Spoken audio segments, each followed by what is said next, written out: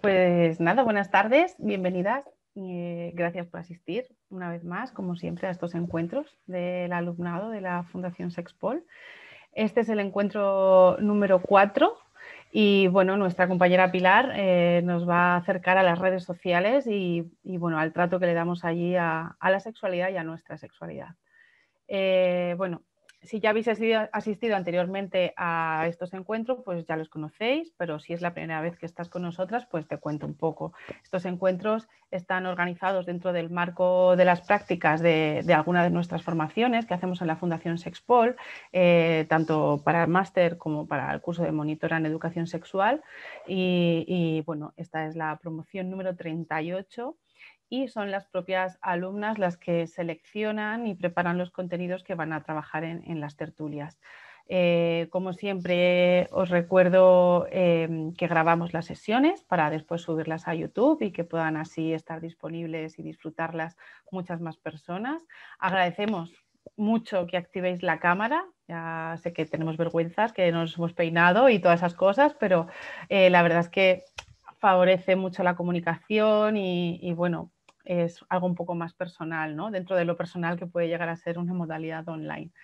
Pero bueno, se agradece. Si os apetece y queréis compartir, pues agradecemos también que pongáis la cámara.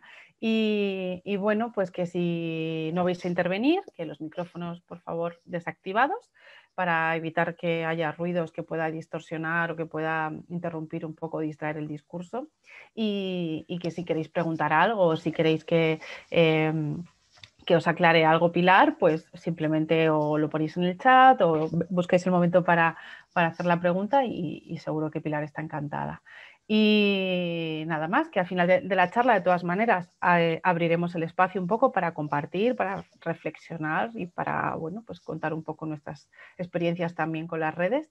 Y también voy a dejar al final, hacia el final de la charla, un enlace en el chat, ¿vale? Es un formulario brevísimo de 3 preguntillas de nada para que le deis un feedback a Pilar para que, bueno, pues ella pueda mejorar y aprender también de esta práctica, de esta exposición y de esta charla, y seguro que lo agradece mucho. Y nada más, pues vamos a empezar ya. Doy paso a Pilar Sánchez Nafria, o Nafria. Ella es La fría. Nafría con tilde, entonces. Nafría, ella es pedagoga y es estudiante de la doble formación de Sexpol, está haciendo los 2 másteres, es una valiente. Bienvenida Isabel, te cedo el espacio y gracias por traernos este tema tan interesante. Vale, pues muchas gracias, Clara. Bueno, y a todas por asistir. Voy a compartir la pantalla para que veáis el este. A ver si puedo ponerlo en modo presentación. Vale, lo veis, ¿no? Vale, guay. Pues bueno, nada, como ha dicho Clara, yo estudié pedagogía y he tenido la oportunidad de trabajar y dar charlas a adolescentes, y cuando tuve que elegir el tema, pues me apeteció tirar por aquí porque creía importante desde la posición de la sexología, ¿no? Ver un poco qué discurso hay en redes y poder analizarlo también y las influencias que este tiene en la sexualidad, ¿no? Y vamos a hablar precisamente de eso. Primero, un poco el uso que hacemos de las redes sociales, sobre todo en España. Luego veremos cómo influyen esas redes sociales en la sexualidad, es decir, en el desarrollo y en la construcción de nuestro yo sexual.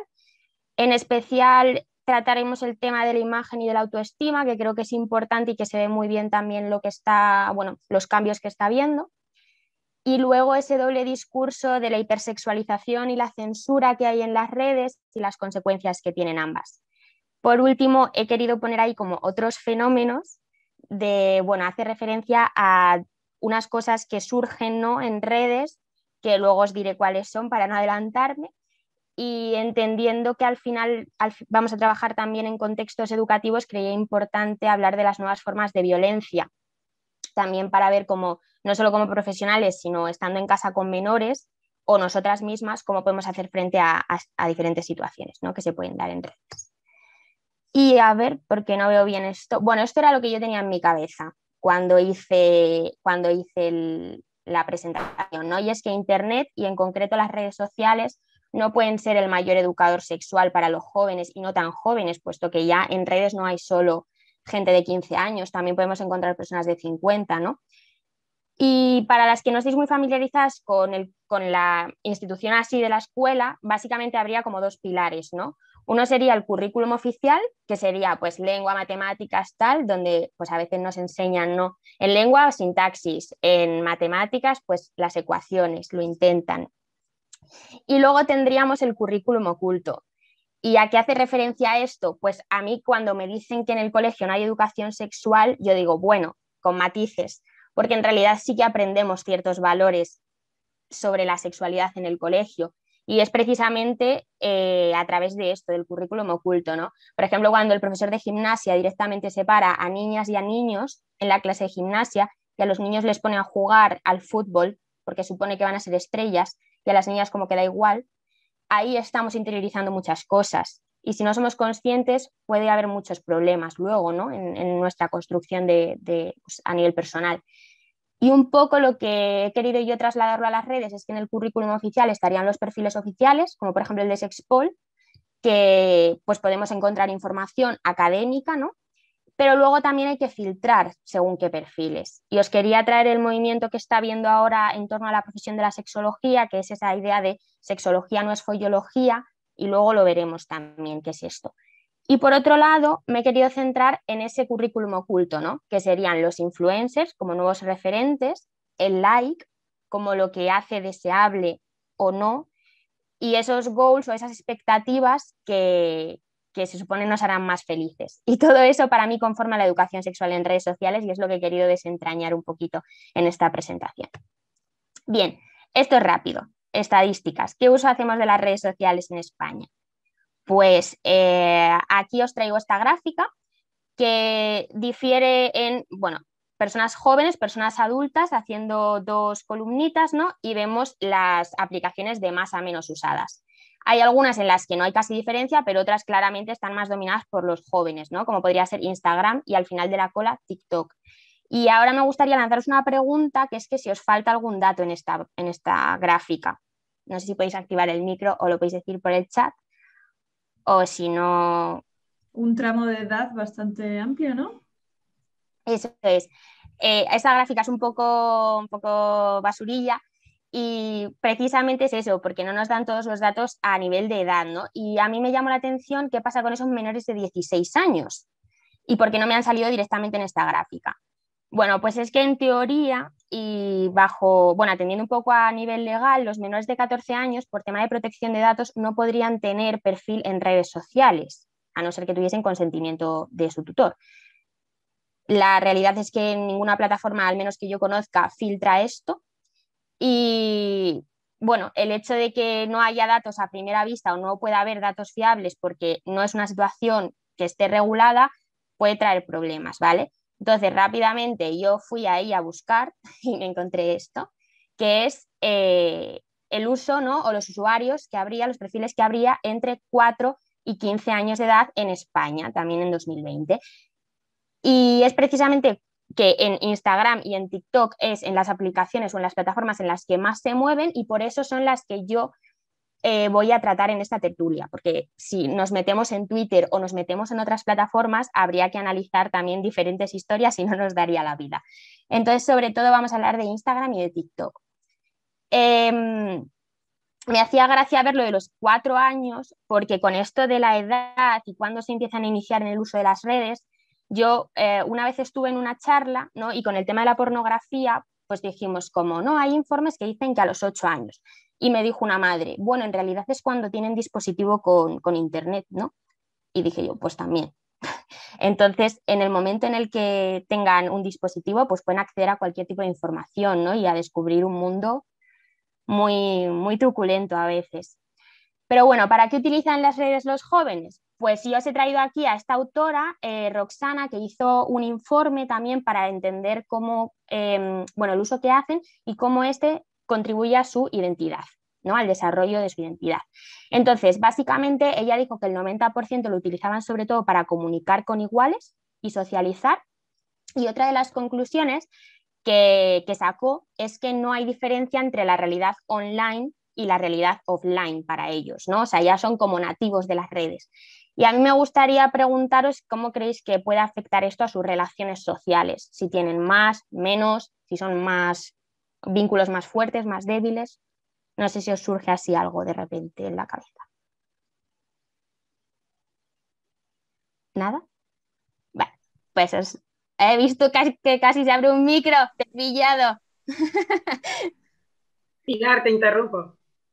Vale.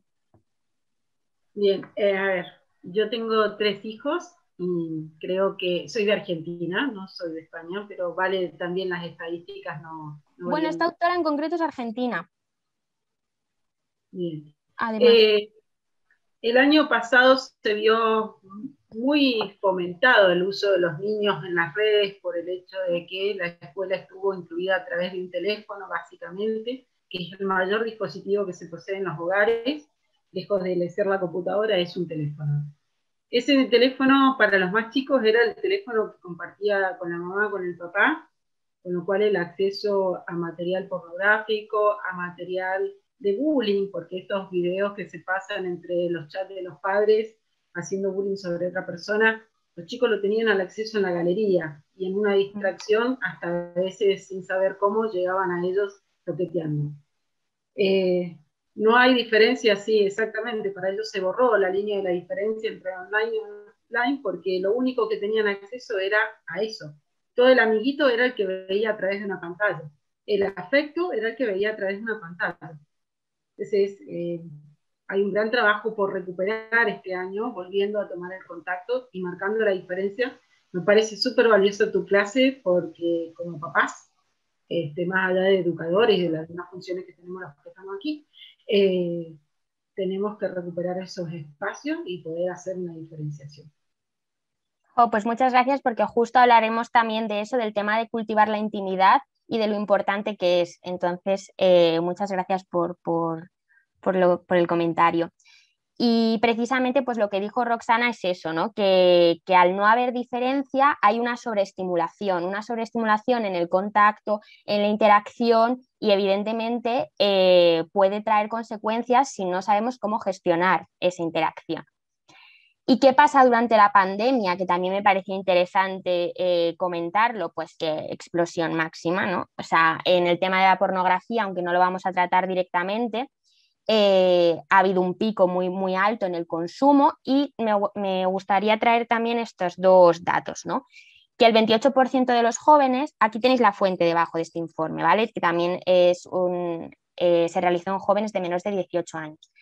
Y el 28% se ha descargado por primera vez aplicaciones para ligar y el 26% ha enviado fotos de contenido sexual, que es lo que conoceríamos como sexting. Pues bueno, al final son situaciones nuevas, ¿no? No digo yo ni que estén bien ni que estén mal, simplemente que son nuevas y que pueden aparecer pues nuevos entornos que a lo mejor no sabemos muy bien cómo hacer uso de ellos. Y no dejan de ser, vuelvo a repetir, maneras de comunicar y maneras de relacionarnos. Entonces, también hay que entender esa parte, ¿no? Y con respecto a esto, siempre hacemos como especial hincapié en vamos a intentar que los jóvenes hagan un uso responsable de estas herramientas. Y lo que yo propongo es que, vale, eso está muy bien, pero también tenemos que estar preparadas para las situaciones que se puedan encontrar en ellas y darles respuesta. Y esto lo digo porque en una charla que hice yo de este tema, una chica de 16 años me lo preguntó tal cual. Me dijo, yo me he descargado Tinder, que es una aplicación para ligar, y tengo un problema porque no sé la reacción del chico con el que estoy hablando, ¿no? Me da miedo, no sé qué hacer cuando vaya a quedar con él porque no sé si preguntarle, no sé cuáles son sus intenciones. Bueno, pues es que al final es una manera diferente de relacionarnos y evidentemente ese miedo y ese desconocimiento está ahí, ¿no? Y yo siendo totalmente humilde desde mi postura no supe bien qué responderle. Entonces también me apetecía traer esto aquí para entender que también nos tenemos que responsabilizar de eso y poder darles, ¿no? un feedback guay. Entonces ahí hablaremos luego del Tinder también, ¿eh? Y ya empezamos a ver cómo influyen las redes sociales en la sexualidad, ¿no? Y yo he establecido estos 4 puntos. Primero serían la identidad sexual, en la construcción de la identidad. Luego hablaríamos de la expresión de género, ¿no? Y de los estereotipos, que además, curiosamente, son los que se suelen viralizar más. Y también a la hora de establecer, ¿no?, una dinámica y una interacción social con el otro. Y por supuesto, como comentaba antes también la compañera, pues una transformación de la intimidad y esa importancia de conquistar ese espacio, ¿no?, también compaginándolo con el uso de las redes sociales. Básicamente es eso, no son una simple herramienta, son un lugar en el que los adolescentes se habitan y se autodefinen, ¿no?, y se pueden encontrar con más identidades y también creando la suya propia. Y un segundo, la batería, ¿eh? Así, nunca una se prepara lo suficiente. Bueno, ya está.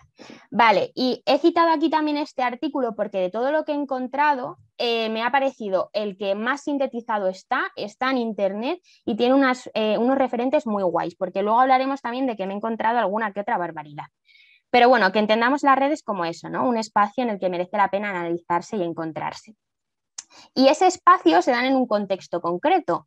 Y os traía por aquí a este autor que también me parece muy importante para entender el ahora, ¿no?, dónde nos situamos, que es Paul Preciado, y él habla de un biocapitalismo farmacopornográfico, que no me voy a detener aquí porque él se tira 300 páginas de un libro explicándolo. Pero lo que os quiero decir es que el capitalismo ya no es ese capitalismo industrial.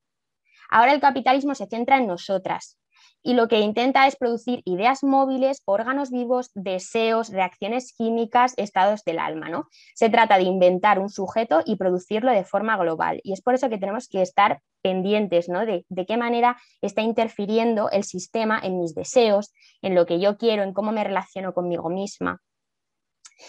Y mi idea es esa, que las redes al final pueden actuar como esos mecanismos disciplinarios y al final es donde nos movemos todas o nos vamos a acabar moviendo porque han venido para quedarse, yo creo. Y que lejos de representar un espacio libre y de deconstrucción de roles, como parece que se nos presentan en una sociedad muy liberal, ¿no?, que es la que parece en la que estamos, pues también podrían ser un elemento en el que la identidad se produce o el género se produce de manera muy serial, ¿no?, incluso limitante en ocasiones. Entonces esto también es interesante verlo. Y luego también estaría aquí esta autora, que es Judith Butler, y a mí me parece que el cambio más interesante en el tema de las redes sociales es que los jóvenes ya no solo reciben información, sino que la construyen. Se convierten en actores y en actrices sociales, tienen un micrófono y pueden decirle al mundo lo que quieran. Y en ese mensaje ellas y ellos se están construyendo. Y eso es muy guay. Pero claro, ¿qué mensaje están dando, no? Entonces, el concepto de performatividad de género que trata Judith es esa idea de que el género es algo que construimos y que aprendemos mediante una serie de conductas, ¿no? Pues ahora no solo las aprendemos, sino que las llevamos a cabo y todo el mundo puede verlas. Entonces no hablaríamos solo de una performatividad de género, hablaríamos de una performatividad casi identitaria, ¿no?, en el sentido de que nos podemos encontrar diferentes identidades. Y esto, pues también hay que verlo de esa manera. ¿Por qué? Porque se están creando nuevas normas y las están creando ellos y ellas y nuevos significantes también, ¿no? Entonces es interesante que estemos en contacto con ese discurso que tienen los chavales y, por supuesto, atender a los valores que sobre todo promueven las redes sociales, porque no es un discurso libre, eso hay que entenderlo. Es un discurso que está sobre todo basado. Lucía Castaño es una socióloga y le ha puesto nombre a esos valores, cosa que yo no me atreví a hacer, pero bueno, ella sí. Entonces ha dicho que es sobre todo el individualismo, el hedonismo, el consumo, la competitividad con otros y por la atención, ¿no?, y sobre todo la autoafirmación. Al final hablamos de una sociedad también un poco narcisista y eso hay que entenderlo. Que me estoy liando. Ahora, vale, genial. Y como decía, lo de la intimidad, ¿no? También muy interesante. Pues es esa fusión entre lo íntimo y lo público, y esto hay que tenerlo en cuenta. Son dos esferas que se fusionan y se convierten en una. Y mi pregunta es, ¿cómo se relacionan los jóvenes con la intimidad si apenas la conocen? Si vivimos en redes, en una exposición constante, ¿no? No solo nuestra, sino al final de esas personas públicas, de esos famosos, de esas famosas. Y sobre todo que esto de sentir esa presión por exponerte no es igual para todas ni para todos, porque hay gente que sale del discurso hegemónico, un chico gay de 14 años no es igual que suba una foto con su pareja que una chica hetero con su novio, porque aunque parezca que las redes y nuestro perfil es protegido y está privado, al final son 600 seguidores, ¿no? y nos podemos encontrar con situaciones complejas y eso hay que tenerlo en cuenta. Las redes no son un espacio seguro para todos y alguien se debería responsabilizar de eso. Y por supuesto no el chaval de 14 años. Y también es interesante que a mí esto siempre me resuena cómo parece que Instagram se ha metido en nuestra cama, ¿no? Con esto de los tips y lo que tenemos que hacer. Hemos pasado de que la sexualidad es eso, de lo que nadie nos habla, a estar todo el rato rodeadas de mensajes de lo que tenemos que hacer. Entonces, ¿qué hace esto? Crear un discurso de exigencia y de técnica en cuanto a la sexualidad, que nada tiene que ver con la idea de desarrollarla y de construirla individualmente, ¿no? Que sería lo guay. Este libro yo me lo he leído también para la presentación, me ha parecido que está también muy interesante y me gustaría dejároslo, sobre todo en esto de la intimidad, sobre todo lo que trata. Y por último, en esta idea de entender las redes como esos dispositivos de poder, ¿no? Como esas formas de control, pues a mí me gustaría que sigamos pendientes de esa idea de que aunque parece que todo es liberal y muy divertido, seguimos estando bajo el foco de esas nuevas sociedades de control, ¿no? Que cada vez toman formas más sutiles y más difíciles de detectar, pero no por eso menos peligrosas. Entonces yo pongo ese paso del puritanismo a la liberación sexual, pero lo pongo con una interrogación. Y es un poco lo que vamos a cuestionar también en las próximas diapos. Bien, la parte de autoestima y de la imagen, ¿no? Pues al final en el desarrollo psicosocial de la adolescencia, ¿no? En esa etapa de construir la identidad, que además suele ser, ¿no? Más vulnerable, no en un sentido negativo, sino que al final es algo en proceso de formación, ¿no? Entonces es esa idea. La pregunta clave, la pregunta que tienen en la cabeza, consciente o inconscientemente, es cómo me ven los demás. Yo necesito saber cómo me ven los demás para ir haciendo mi camino, ¿no? Para ver si voy a la derecha o voy a la izquierda. Y aunque ir a la derecha parezca lo más guay, a lo mejor me apetece ir a la izquierda y voy a encontrar resistencias. Pero todo gira en torno a esa pregunta, ¿no? Entonces, el ser aceptado o repudiado es vital en ese proceso y las redes nos dan esa respuesta, queramos o no queramos. Yo subo una foto y tengo 80 likes. Bien, pero si a la siguiente tengo 50, hostia, ¿por qué, no? Yo tengo amigas que han borrado fotos por tener menos likes. Tengo 23 años. Mis amigas son maravillosas, pero es algo que nos afecta a todas y a todos, yo creo, ¿no? Entonces, claro, es en torno a qué valores y qué estoy tomando yo como referente, ¿no? ¿Quién me da ese like? Entonces, la idea es que la lógica del like y lo viral es lo que hace deseable o no deseable. Y eso nosotras lo vamos aprendiendo. Y sobre todo cuando estamos en ese proceso de construcción, ¿no?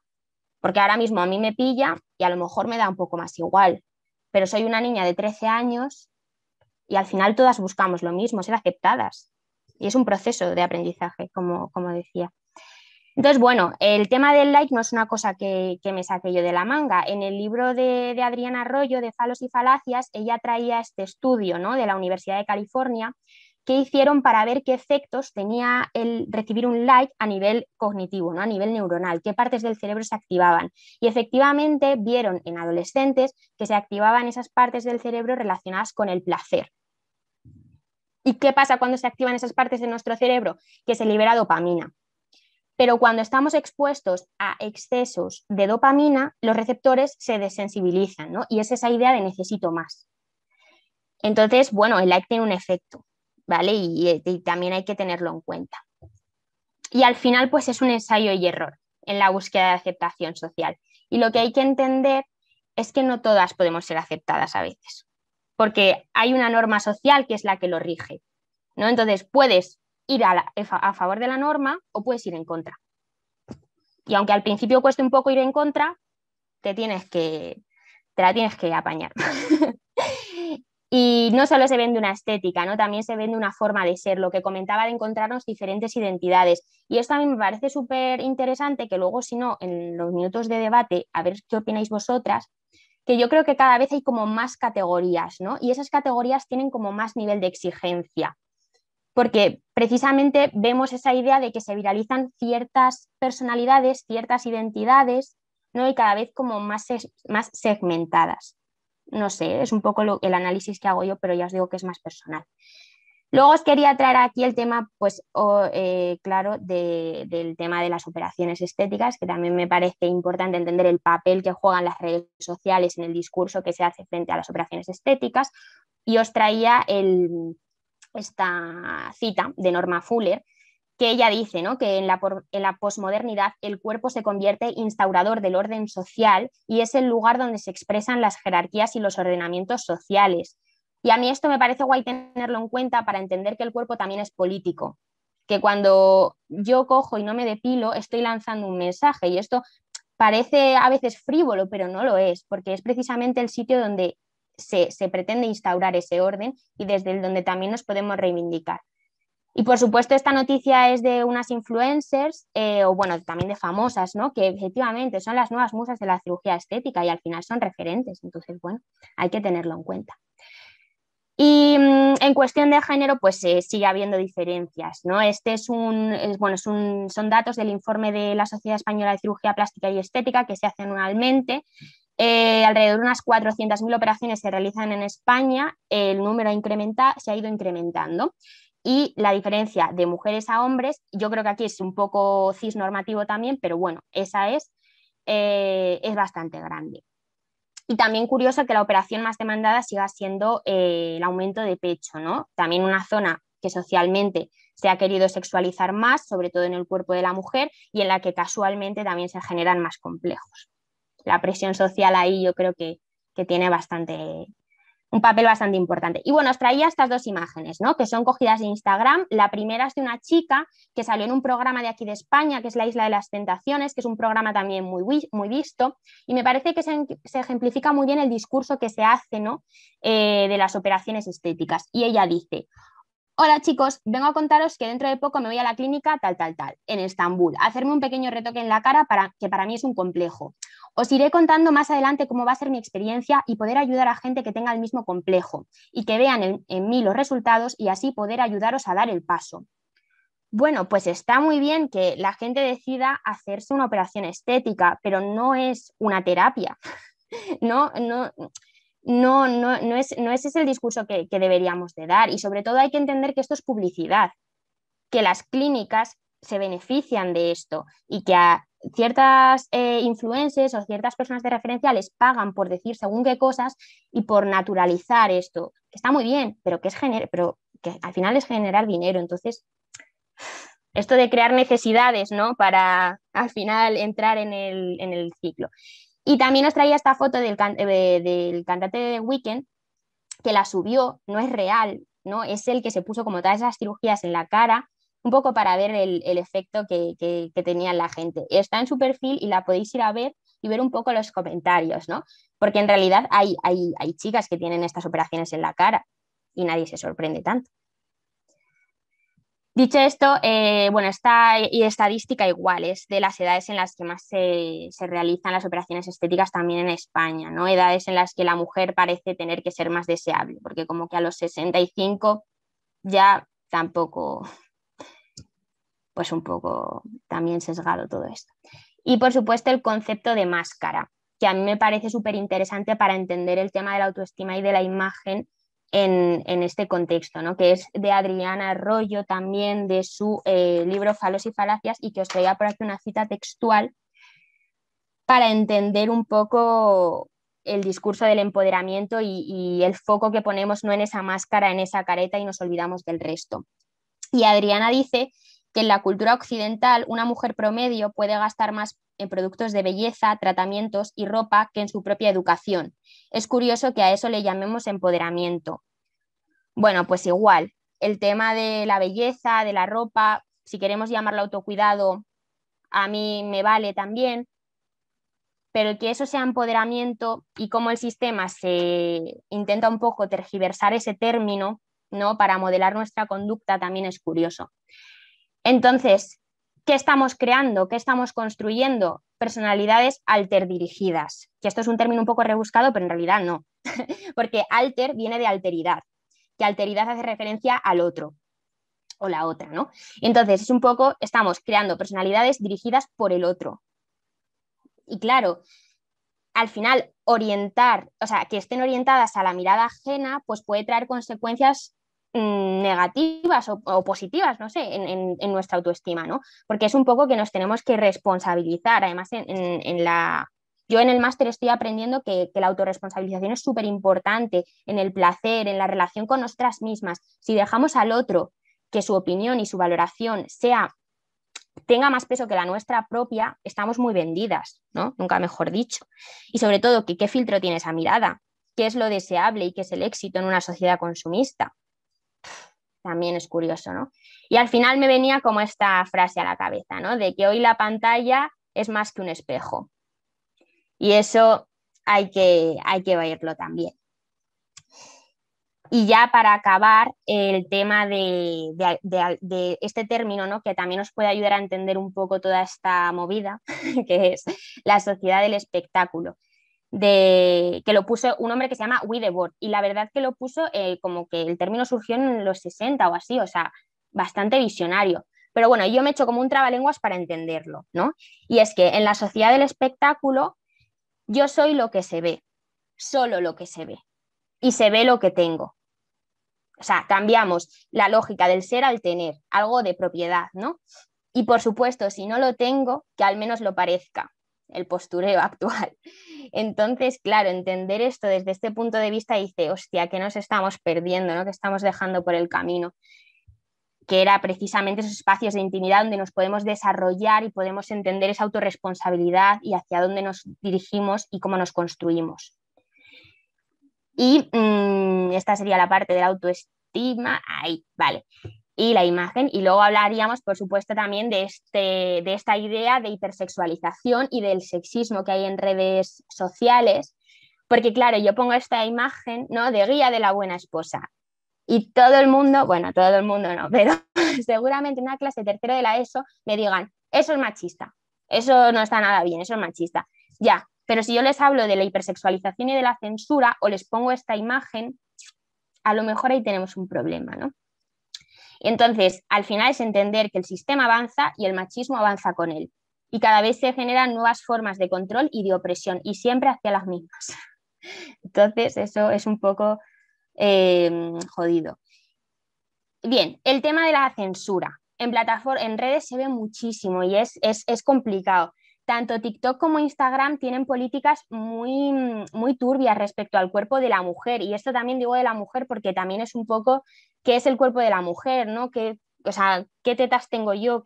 En plan, un poco absurdo. Surgió el movimiento Free the Nipple, que supongo que os acordaréis o lo habréis oído hablar, surgió ya en 2014. Estamos a 2021. Ha pasado tiempo, pero siguen pasando lo mismo, siguen capando según qué imágenes, ¿no? Capando, en plan, eliminando. Y os quería traer este Instagram, que es Genderless Nipple, que es precisamente pone un poco en jaque esa idea de, pero es que los pezones tienen género, las tetas tienen género, o sea, ¿por qué el cuerpo de la mujer sí y el cuerpo del hombre no, ¿no? Y a mí me parece muy guay, además está divertido verlo, es guay, son todo pezones, está gracioso. Y bueno, tampoco, es verdad, el tema de la censura a mí personalmente me problematiza un poco que a veces se banalice con él, porque la censura supone un riesgo. En el pasado día de la concienciación contra el cáncer de mama, bueno, digo pasado día, la última vez que fue, ¿vale? Hubo un vídeo que yo vi que no he podido traer, que me da mucha pena porque no lo he encontrado, que se titula No somos frutas, ¿vale? Y es esa idea de que la censura supone un riesgo para nosotras, porque en el vídeo se mostraba una exploración de mamas, ¿no? De pechos normal, o sea, era una chica que se quitaba la camiseta y te iba explicando y te iba diciendo. Y al final el lema es de ni soy una papaya, ni soy una naranja, ni soy nada. Y yo necesito conocer mi cuerpo y necesito que se visibilice, porque eso es conocimiento, no es pornografía. O sea, no entiendo por qué hay que censurar eso, ¿no? Y pues, ¿qué es qué es esa cultura hipersexualizadora? Os traía esta definición, ¿no? De Natasha Walter de su libro Muñecas Vivientes, que es esa nueva cultura hipersexual que redefine el éxito femenino dentro del reducido marco del atractivo sexual. A mí me parece una definición muy clave, en el sentido de que luego también entendemos por qué se tergiversa el tema del empoderamiento, ¿no? Porque la mujer empoderada, el éxito es mostrarme como una mujer sexual, ¿Que te puedes mostrar como una mujer sexual? Sí, perfecto, pero ya está. Es que ese campo, ese espacio, lo tenemos conquistado casi por imposición. Vamos a ver qué otros espacios tenemos que conquistar, ¿no? Y luego, por supuesto, también me cabreé mucho porque en esto que estaba preparando todo, me saltó esta publicación en Instagram y dije yo, muy bien. O sea, censuras la foto de una chica cualquiera que hace una foto que le gusta y la sube, pero para reclamo publicitario tus políticas no las respetas tanto. Entonces, un poco esa hipocresía, ¿no? También de las plataformas. ¿Y qué pasa cuando mostramos nuestro cuerpo? Pues que se lía la de Dios. Esta chica es bueno, tiene bastantes seguidores, ha salido en la tele, se podría considerar que es una influencer, tendrá como 1 millón o pico, 2 millones de seguidores, una cosa así. Bueno, y el caso es que quería traeros aquí para que nos fijásemos en los likes, ¿no? Evidentemente, fotos en las que podemos entender que hay elementos más de contenido sexual, ¿no? Reciben bastantes más likes, ¿no? Que fotos, pues por ejemplo, de su cara. Y a mí esto me parece interesante también para que entendamos un poco que si yo lo veo, lo que estoy aprendiendo es que hay fotos que tienen más aceptación, ¿no? Que se mueven más, que se viralizan más. El otro día estaba hablando con una amiga y me contó y me dijo, Pili, es que mira lo que le ha pasado a mi primo, ¿no? Que el primo tenía 12 años con una chica de su clase. Y es que la chica de su clase había subido una historia a Instagram diciendo que si subía foto enseñando tetas o enseñando culo. Yo no me asusté. Dije, pues si es que es normal, en plan, es que es lo que nos están, o sea, es lo que aprendemos. Al final, ¿qué es lo que estamos aprendiendo? Que aquí una foto en la que aparece un culo tiene más me gustas que otra foto. Y a mí esto también me resuena un poco al algoritmo de Instagram y a las fotos que se viralizan más. Que bueno, enseña un poco, pero no mucho, ¿no? Que luego si no, se jode. Porque al final el tema de que en la cultura haya partes del cuerpo que la mujer no pueda mostrar, pues está claro que es algo cultural. Y luego, por supuesto, ¿qué es lo que pasa, no? Pues que es que te metes en los comentarios y ves burradas. Ves burradas en plan, pues un par de kilos podrías pedir, qué boquita, uff, para lo que sirves es para enseñar culo y tetas, nada más que sirve para lucirte. Claro, estos comentarios se pierden en, yo qué sé cuántos comentarios tendrían estas fotos, ¿no? 1000 y pico. Pero el caso es que si la niña de 13 años aprende, porque esto es así, lo aprende, que si sube una foto en la que enseña un poco más el culo, va a tener más likes o va a tener más recibimiento, pero obvia que se puede encontrar estos comentarios y no los sabe gestionar, a lo mejor tiene un problema y no sabe a quién decírselo, ¿no? Entonces, con el tema de la hipersexualización yo también me cabreé un poco porque buscando información y así, dije, madre mía, qué horror, en el sentido de por qué se nos responsabiliza también de esto. Y esto sí que también luego lo podremos comentar, ¿no? Que es un poco, ¿quién está sexualizando a quién? O sea, el que dice, qué boquita, uff, o la chica que ha subido la foto. Para mí la respuesta está clara. O sea, yo creo que el problema está en la persona que escribe ese comentario, porque si a mí eso me lo dicen por la calle, yo creo que se consideraría fácil una agresión. ¿Y por qué en redes no? Y se queda como perdido en los comentarios. No sé, censuras una teta y esto como que pasa un poco desapercibido, ¿no? Pues también está en redes. Esto es un problema en realidad. Y por supuesto, en cuanto a diferencias de género, también los podemos ver en cuanto a los perfiles, ¿no? Que es algo que, como comentaba, a lo mejor se pierde un poco más o no se entiende como cultura sexista, pero también está. El tema del gaming, de los videojuegos, es un espacio más para ellos y más de ellos, a nivel de influencers y de personas que están ahí, y sin embargo, el mundo belleza sigue estando más dirigido por nosotras, ¿no? Y claro, pues al final son referentes. Y sobre todo, el tema del techo de cristal también. Pues también interesante, ¿no? Que es cierto que hay más mujeres en redes, pero cuando hablamos de perfiles de más de 5 millones de seguidores, hay una diferencia brutal. El propio informe decía que hay que tener en cuenta que también entraban en juego perfiles de futbolistas y tal. Y decía, vale, me da lo mismo. Si la diferencia sigue siendo obvia, ¿no? Independientemente de que ahí metamos a futbolistas. Y he cogido estos dos perfiles, ¿no? Que son los dos perfiles con más seguidores de España, entendiendo que son ambos mujer y hombre cis. Entonces, estaría el Rubius, ¿no? Por supuesto, gamer, y luego estaría Dulceida. Ya la diferencia de seguidores es brutal, de 14 a 2, pero es que luego veis el perfil y yo digo, hostia, qué difícil es ser Dulceida, ¿no? En plan, qué nivel de exigencia. Sin embargo, el Rubius al final son perfiles mucho más despreocupados, mucho más hacia el humor. Yo veo, o sea, claramente sigo viendo diferencias obvias, ¿no? Y al final diferencias de género, que hay que tenerlas en cuenta. Por supuesto, Dulceida se sigue cumpliendo, enseñas un poco más de carne y los me gustas se disparan. Y también es interesante cómo ver que los me gustas se disparan en fotos de parejas. No sé, eso también es curioso, ¿no? Visto un poco de qué es lo que quiere la gente.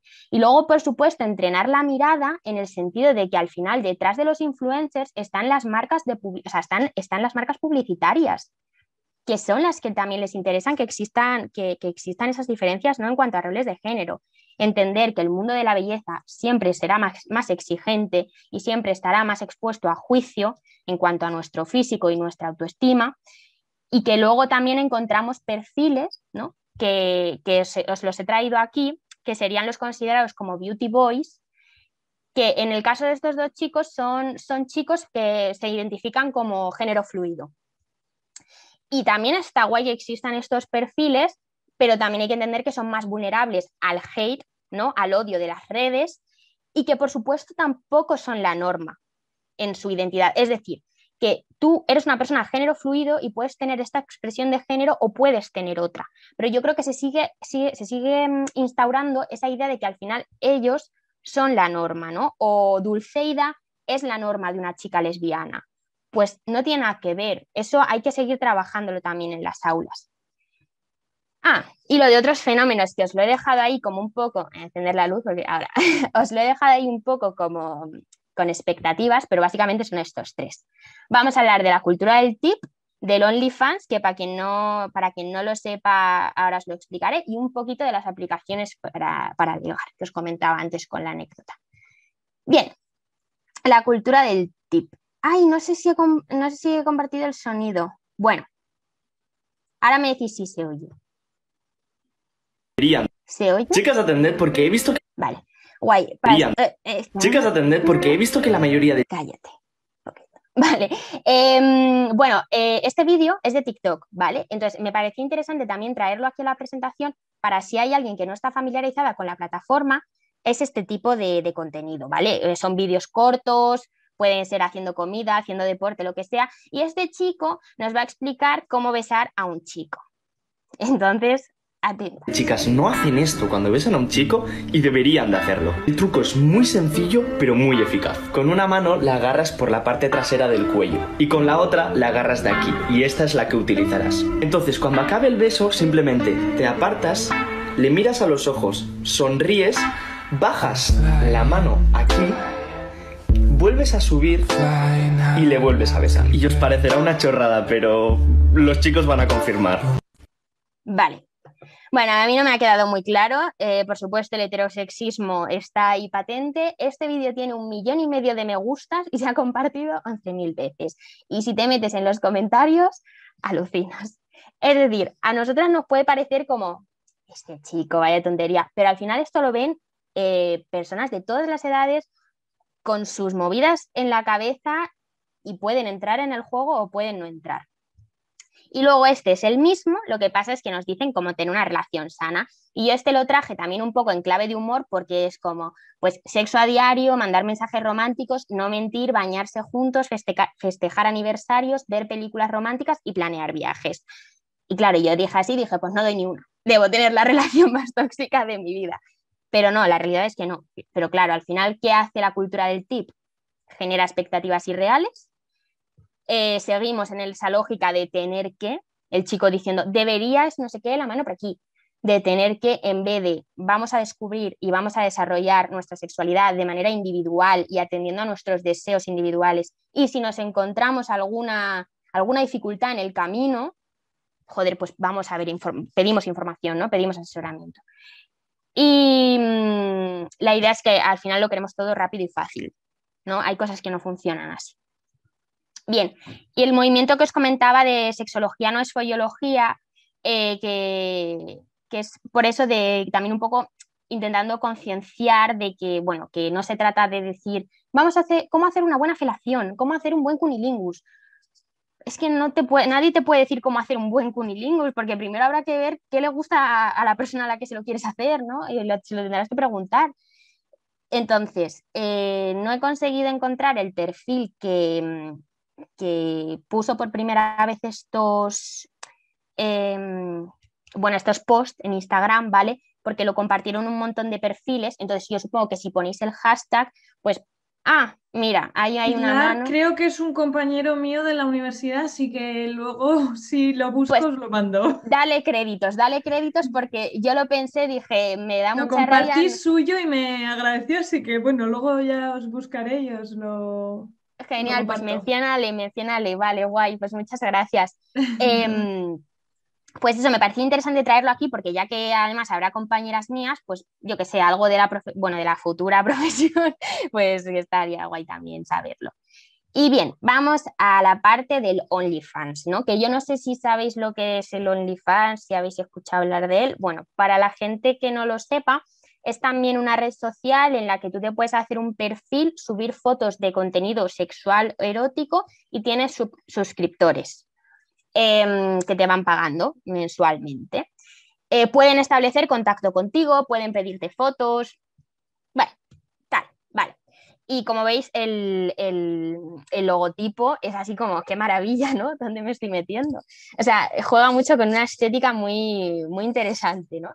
Y a mí es esa idea de que el neoliberalismo y la lógica neoliberal en la que nuestro cuerpo es mercancía aparece en redes sociales y se crea OnlyFans. Y entonces, ¿qué pasa? Que lo que a mí me da la sensación es que al igual que, bueno, intentan dar un discurso que puede de alguna manera dañar a otras, por ejemplo, la postura abolicionista, ¿no? De la prostitución, en el sentido de que vuelven a mostrar la idea de que, bueno, que si tú eres una mujer y te pones a hacer esto y te pagan, está todo súper bien y no pasa nada, ¿no? Y a mí me parece que hace un poco de daño, porque la prostitución es un problema, es una cuestión de desigualdad, de que las mujeres somos más vulnerables y de estar sometidas al deseo de ellos. Y es algo que históricamente ha seguido siendo así.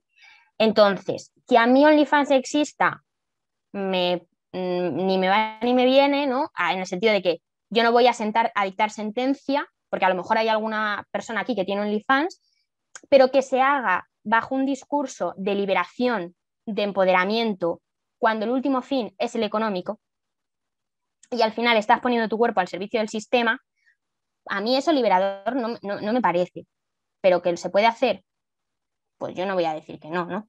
Entonces, es esa idea, ¿no? De que al final el cuerpo sigue estando en venta y se sigue teniendo acceso a él siempre y cuando se pague una suscripción al mes.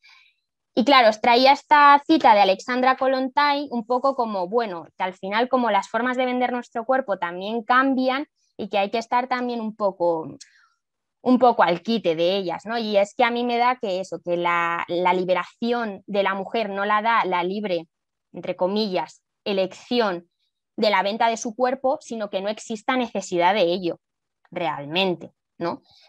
Y con el tema de OnlyFans es también complicado porque hay posturas también muy, muy confrontadas y entonces, claro, yo traía aquí esta idea de Ana de Miguel que me parece también muy guay, en el sentido de que parece que todo lo que de alguna manera analice críticamente el tema de OnlyFans se tacha de puritano y de conservador. Y es como el juicio moral es que los juicios morales deben quedar fuera del territorio del sexo, ¿no? Parece que ahora es esa idea. Y es como tampoco se trata de un juicio moral, se trata de concienciarnos realmente y ver cómo se establecen las jerarquías, ¿no? Y en nuestra manera de comportarnos, ¿no? Y en nuestra sexualidad. Y claro, por supuesto, no tardaron en salir titulares, ¿no? De pues usuarios premium de OnlyFans descargan contenido para compartirlo ilegalmente.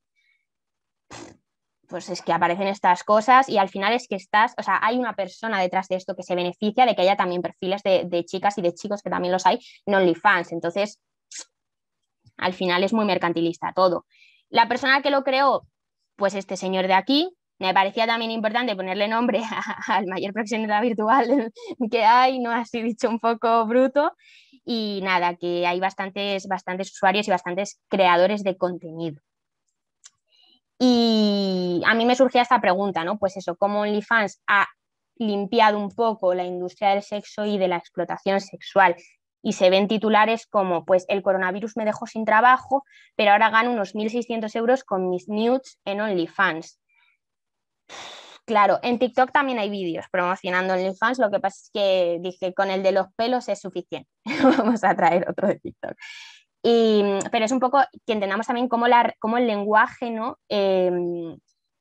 Cambia un poco o crea diferentes realidades. Se habla de nudes, se habla de creadores de contenido, pero luego ni los propios medios se ponen de acuerdo, porque la misma noticia, OnlyFans limitó la cantidad de dinero que ganan las trabajadoras sexuales sin aviso. Entonces, como son creadores de contenido, son trabajadoras sexuales, ¿qué es esto? Yo no he encontrado mucho más de OnlyFans, lo que os he comentado es un poco la opinión que yo me estoy intentando construir con respecto al tema, y si es verdad que luego en el minuto de debate, si queréis comentar algo respecto a esto, pues yo estaría encantada, por saber un poco también vuestra opinión.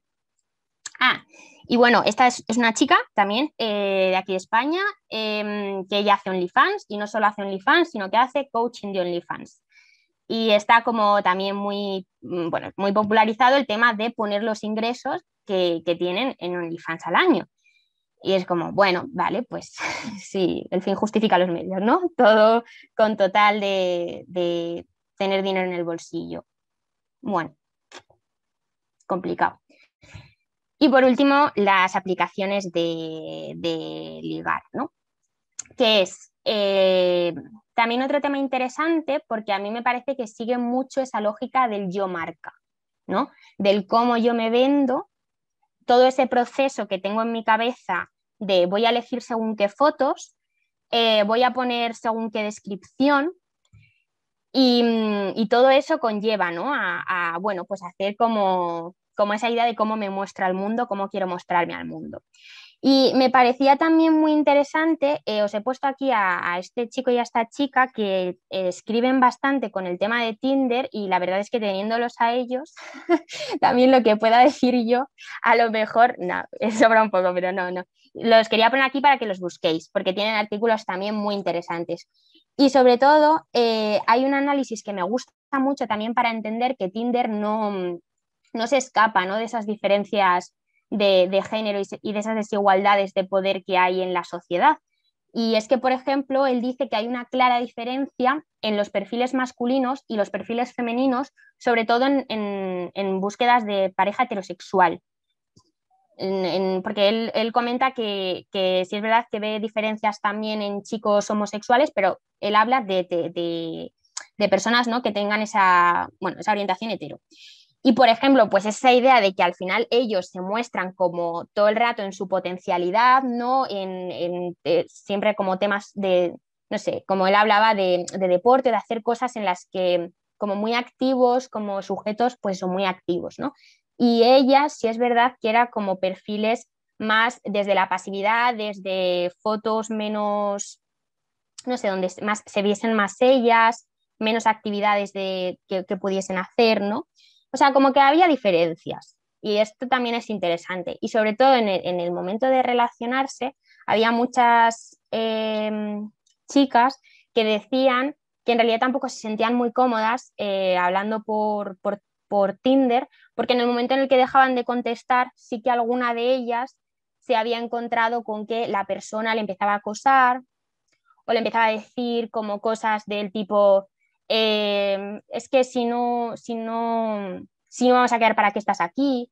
O ese tipo de cosas, ¿no?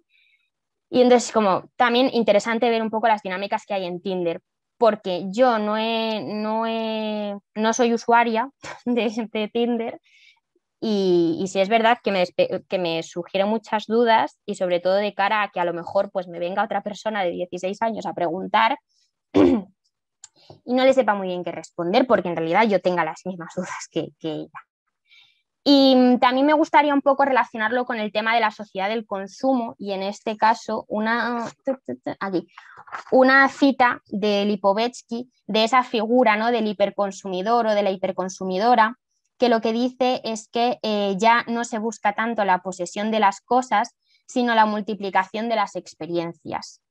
Y esto también es muy interesante, yo creo, de cara a ver un poco qué está pasando con cómo nos vinculamos, con la idea que tenemos los jóvenes, ¿no?, y no tan jóvenes ahora, con la relación, con cómo nos relacionamos, con cómo hemos desechado de repente esa idea del matrimonio para toda la vida y ahora estamos en modo catálogo.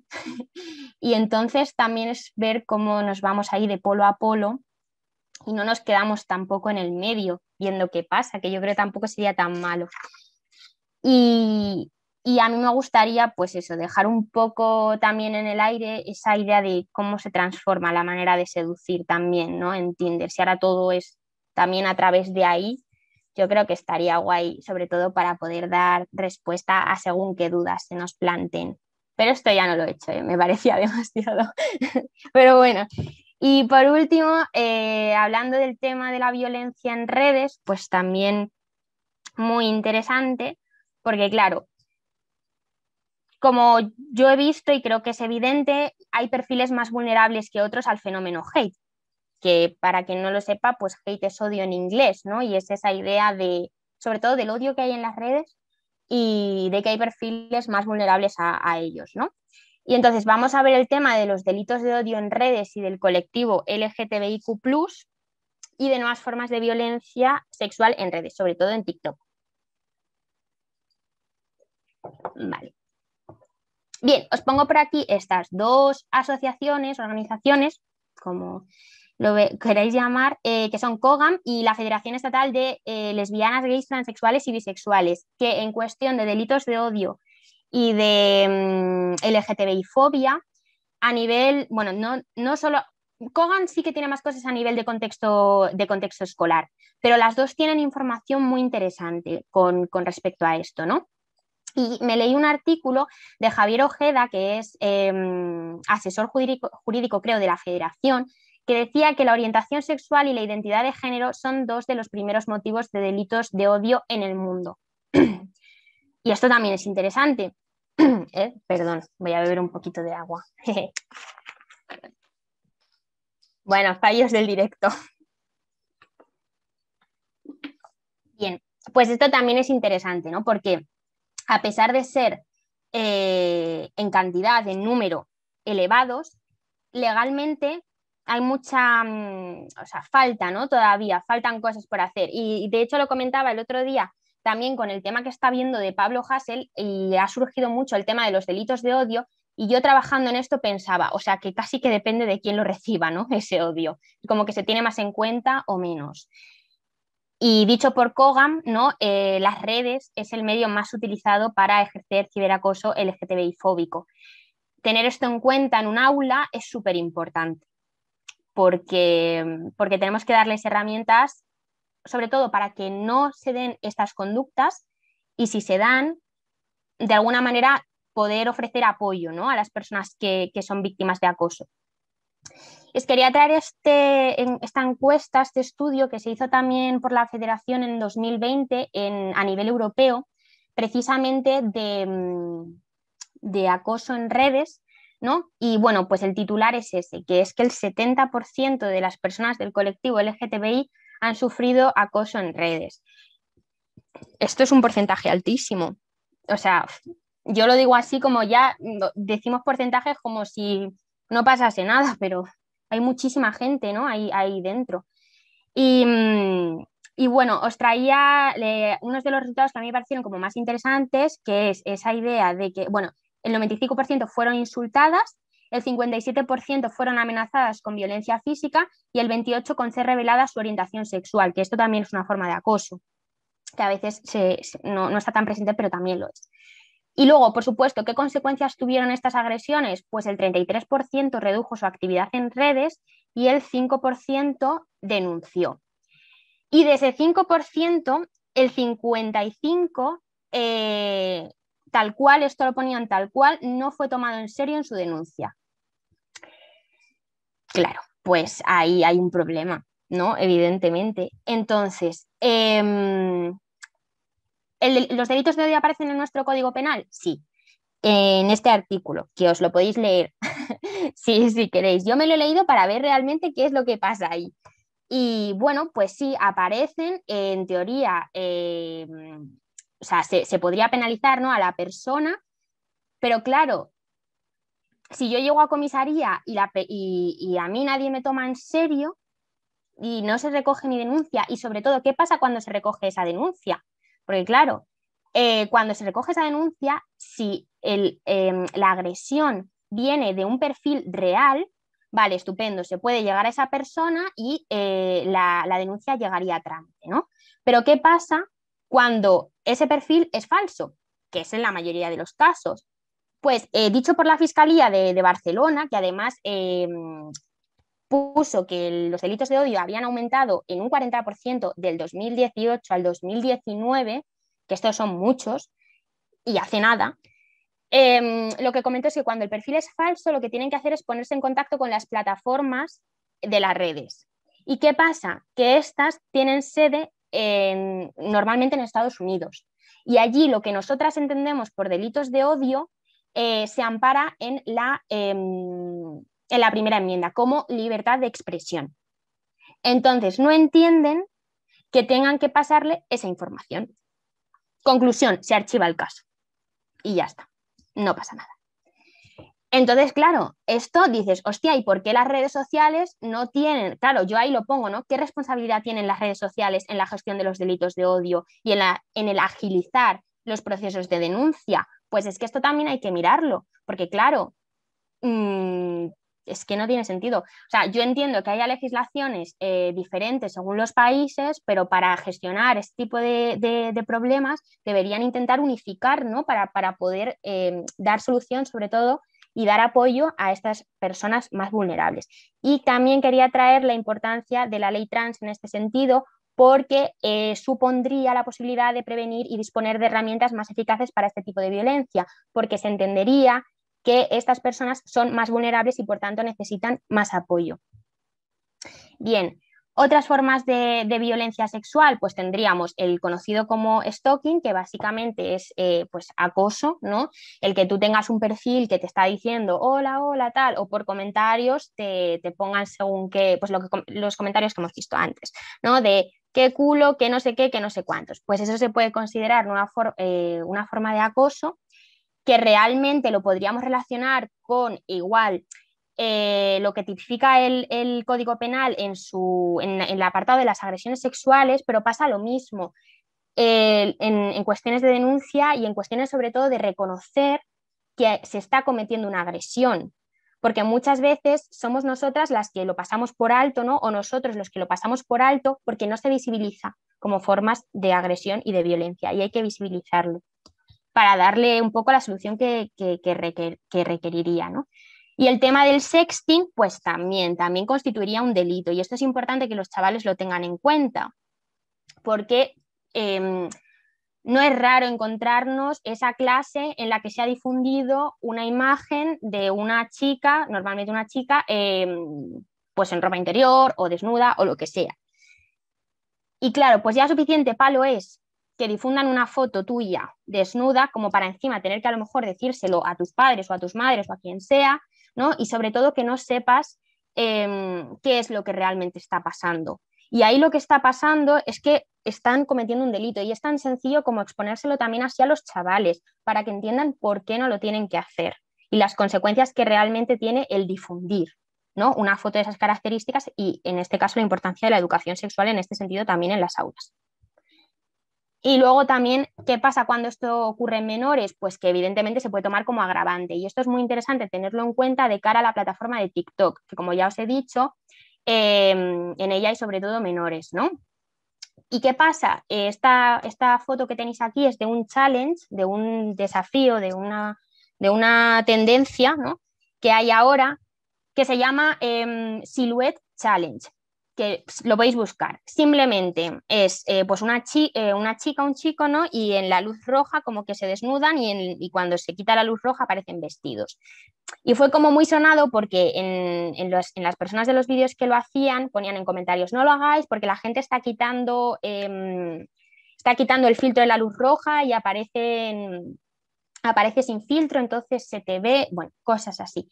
El caso es que hay se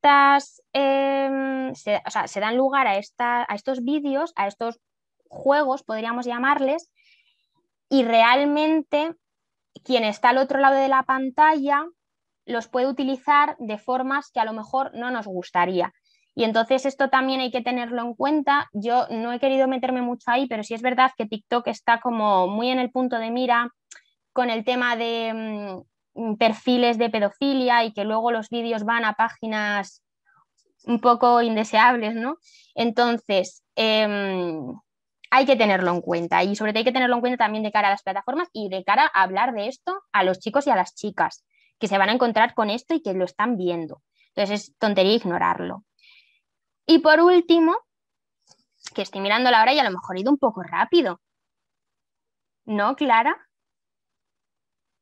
Porque es la última ya. Bueno, no pasa nada. Ahora charlamos y ya está, pero el contenido, vamos, nos tienes aquí que no nos despegamos.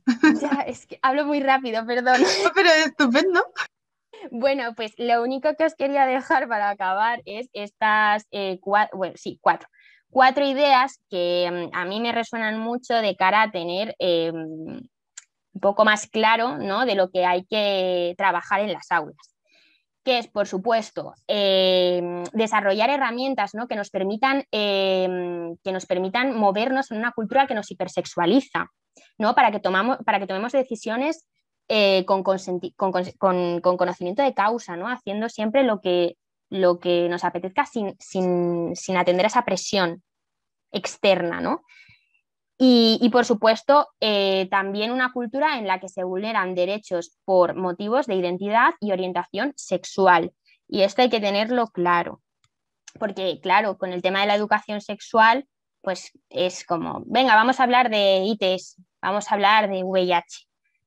Ya, está muy bien, pero es que esto hay que tenerlo en cuenta y no hay que tener miedo a la hora de ponerles a los chavales ejemplos reales de ha pasado esto, en Tinder te puede encontrar tal cosa, porque yo me sorprendo y os sorprenderíais si es que no dan minutas.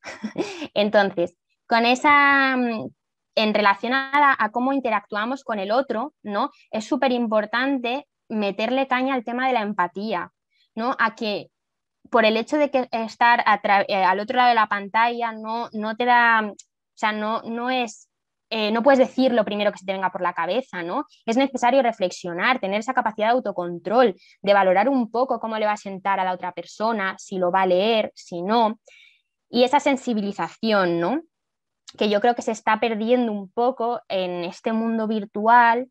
Se están perdiendo estos dos elementos que yo creo que son clave para relacionarnos con el otro desde el respeto y pues sí, con empatía sobre todo. Y con el tema de las conductas, ¿no?, que al final constituyen agresiones, que constituyen delitos, que los acaban cometiendo personas de 13 años, de esas edades, pues sobre todo concienciar en la idea de que no podemos poner en un comentario lo primero que se nos venga a la cabeza. Y sobre todo, trabajar mucho en los prejuicios y en los estereotipos, ¿no?, y en esos elementos que al final alimentan discursos de odio y que no tendrían que tener cabida en un aula. Y atendiendo sobre todo al colectivo LGTBIQ+, y a la mujer, que yo me he dirigido a estos en la tertulia, pero que habría muchos más, ¿no?, que son también siempre más como que están en el punto de mira.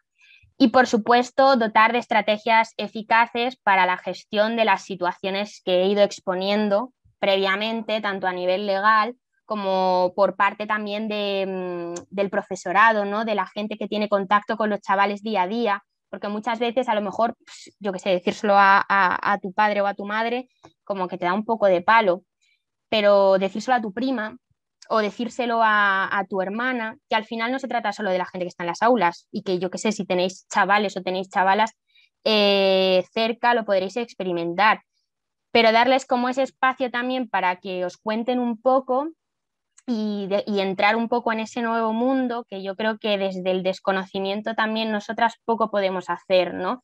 Y sobre todo sin asustarnos y sin juzgarlos, porque yo creo que esta manera de relacionarnos va para adelante y hay que entenderla para poder poner solución a según qué cosas o gestionar otras. Y ya está, como speech final. No, me queda a gusto. Qué bien, Pilar, muchas gracias. Madre mía, qué montón de información. Yo me llevo un montón de tareas para casa, un montón de nombres que tengo que ya buscar, estudiar, leer. Y me has abierto un campo, no nuevo, porque sabía que aquí había melonazo, pero la verdad es que, bueno, pues me ha entrado el gusanillo así de ahora de investigar y ver más cositas. Muchas gracias, ha sido un placer de tertulia, la verdad, de charla. A ver si alguien se anima y quiere decirte alguna cosa o preguntar muchas o gracias. compartir. No sé si hay cosas en el chat que... Ah, sí, 13 cosas. Ay, pues me he ignorado a todo este mundo, perdón. Nada, en realidad son pues muchas felicitaciones, así en resumen, que yo sí estaba pendiente por si había alguna cosa. Ah, vale, Nos vale, ha vale. compartido ahí, nos ha compartido ahí Sonia las personas que empezaron ahí lo diré. Sí, el stop intrusismo sexológico. Qué Eso guay. es. Pues sí, claro, qué También bien. han compartido el enlace de No Somos Frutas, el vídeo. Ah, Por si lo quieres, si lo encuentras, si lo quieres compartir y lo queréis ver. pues sí, mira, podemos, o sea, ya que tenemos tiempo, porque lo estoy, a ver si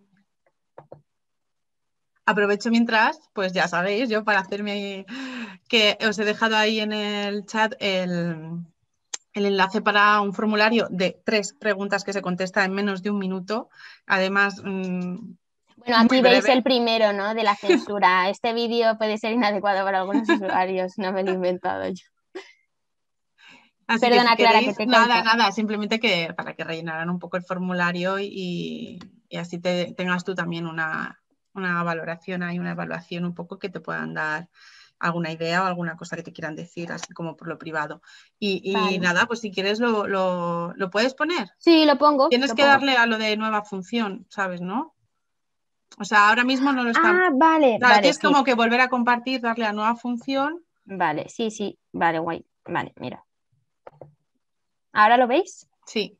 Vale, guay. Pues le pongo ya el play, ¿vale? A ver, creo que funcionará el sonido también.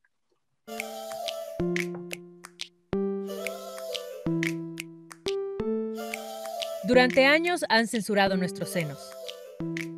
Nos enseñaron a palparnos con sandías, naranjas y melones. Pero hay un problema.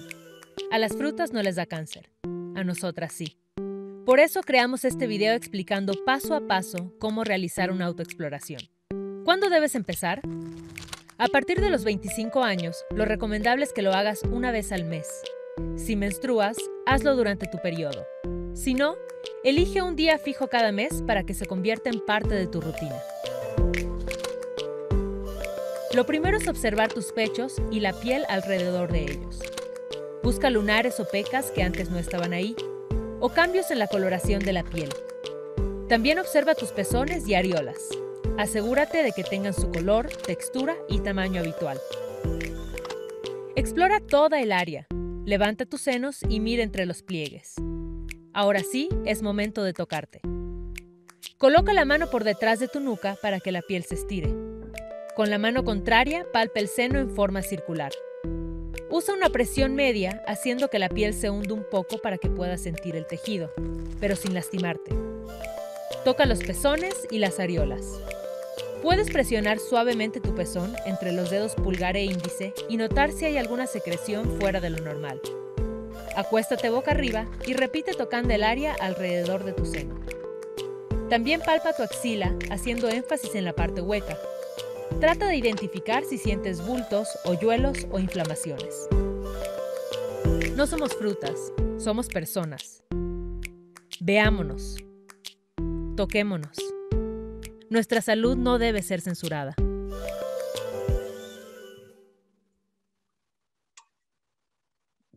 Pues Estera.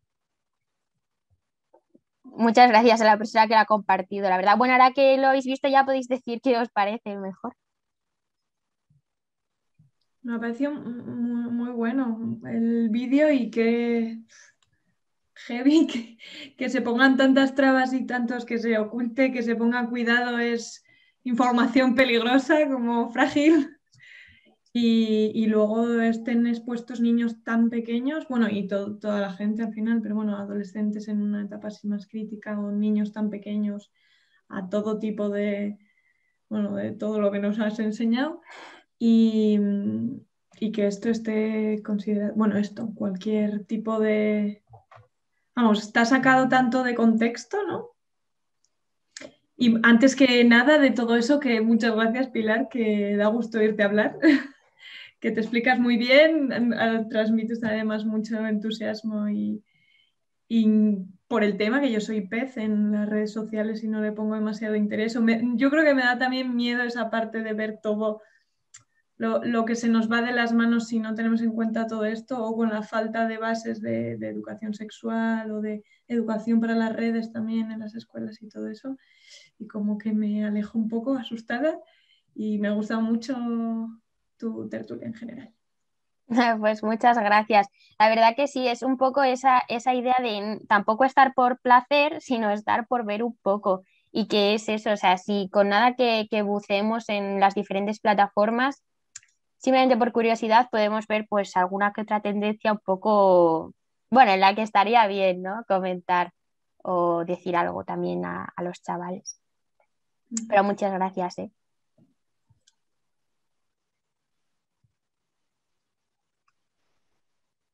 Mira, a mí me gustaría también comentar. Soy la que compartí el video. Aquí en Argentina también hay varias campañas donde para poder mostrar se usan pezones de hombre y hacer todo lo que es el tacto mamario. Con lo que diciendo del video es empezar a los 25 años. A mí me parece que desde que nosotros enseñemos a nuestras niñitas a que empiezan a menstruar, tienen que empezar a conocer su cuerpo, a saber cómo cambian sus senos desde temprana edad. Me parece que si nosotros empezamos como mujeres en ese sentido, a darle sentido a que el cuerpo hay que explorarlo, tocarlo, no solamente como una sensación de placer o por el placer, sino para poder tener una conexión con el cuerpo, es mucho más fácil poder evitar estas situaciones o poder detectar cambios mamarios o vaginales o vulvares o de la parte del cuerpo que sea con tiempo. Y en cuanto al sexting, que si bien el sexting tiene su lado bueno, creo que a los chicos hay que enseñarles la diferencia de lo que es sexting y de lo que es pasar imágenes sexuales que pueden ser comercializadas. Una cosa es un juego de adultos donde hay acuerdos y contratos, conoces a la persona y sabes con qué herramienta estás haciéndolo, la edad que tienes para hacerlo. Y otra cosa es que desde muy pequeños empiecen a sexualizarse y a pasarse imágenes sin poder medir las consecuencias que pueden traer para ellos en el futuro. A veces ese futuro es pasado mañana, lamentablemente. Pues sí, tal cual. O sea, yo con el tema del sexting también me surgió mucho en cuarentena, porque también vi como esa tendencia de, no, porque el sexting y como que de repente fue un boom, ¿no? Y yo dije, bueno, es que a lo mejor también igual el sexting tampoco le funciona a todo el mundo. O sea, es decir, que si yo no quiero pasar una foto a mi pareja, aunque sea mi pareja, tampoco tengo por qué pasársela, ¿sabes? Y también se daba esa idea como de que las parejas también pues tenían que hacerlo, ¿no? Y es como, pues si hay 3 meses de confinamiento y a mí no me surge encontrarme de esta manera contigo, no pasa nada. Y también, como has comentado, sí, dime. Perdón, es que el sexting no es necesariamente pasar imágenes. Claro, también es hablar, sí. De subida de tono con alguien donde vos vas, o sea, vas teniendo igual, tu relato erótico en una aplicación, y en algunos casos las parejas acuerdan mostrarse las partes del cuerpo que se están excitando. Pero no es una obligación para hacer sexting pasar imágenes. Claro, sí, eso es. Sí, pues gracias que lo has diferenciado porque a mí se me había pasado y es tal cual, sí, o sea, puede ser simplemente una conversación. Pero con el tema a lo mejor de pasar imágenes, también se puede caer en el error de responsabilizar a la persona, ¿no? En este caso, a lo mejor yo, que suele ser también cuando es una chica, el que yo haya pasado esa imagen y se suele responsabilizar a la chica en vez de responsabilizar a las personas que son las que han difundido esa imagen, que es realmente ahí donde está el error, porque en realidad si es una cosa consensuada que se va a quedar ahí, el intercambiar imágenes de qué tipo, pues en un principio no tendría por qué pasar nada. El problema es cuando se envía o se difunde o se rompe ese pacto, ¿no? que había entre las personas. Más allá del pacto, el error de la persona que viraliza está cometiendo la falta. Sí, sí. Está usando una imagen de otro sin el consentimiento, ¿sí? Aunque no haya habido acuerdo de que vos no la vas a pasar, no la debes pasar. Y el que la recibe debería frenar ahí mismo y llamar la atención, que es algo como que culturalmente no lo tenemos, porque ¿qué van a decir de mí que te diga que eso no está apto? Y vamos con cosas de sexo como con xenofobia, discriminación de la que se te ocurra, Y por eso cuando empecé la conversación más temprano te decía, guarda que eso está en los celulares generalmente de los padres. Y son los padres muchas veces los que tenemos el diálogo en nuestras conversaciones, en nuestros grupos, y nuestros hijos imitan las conversaciones que nosotros tenemos. Pues sí, también, pues es interesante también el papel de los padres, ¿no? Y de las madres en este sentido. Y estaba pensando en lo que habláis del sexting, de lo que decís, a mí también se me va a apagar, que de quien envía es al que nos tendríamos que centrar, ¿no? En la persona que envía eso o viraliza, pero todos los demás que siguen reenviando, ya no es una persona cercana a la que tú conoces, da igual, pero seguimos y las cadenas que se forman y ahí no... Todo el mundo ya no tiene ahí ninguna sensación de culpa, ni sentimiento, ni está haciendo nada malo, porque como le ha llegado, solo lo ha reenviado. Es una pasada que no sepamos cortar, que no se hable de eso. Tal cual, y que no nos pongamos en el lugar al final de la persona de la cual se está vulnerando su intimidad, ¿no? Y se la está exponiendo de esa manera. También un poco desagradable en ese sentido.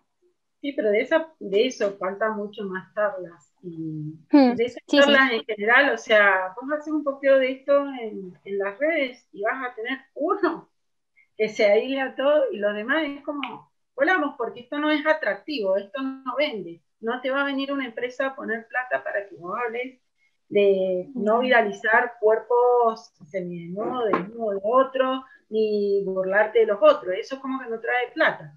Eso no consume.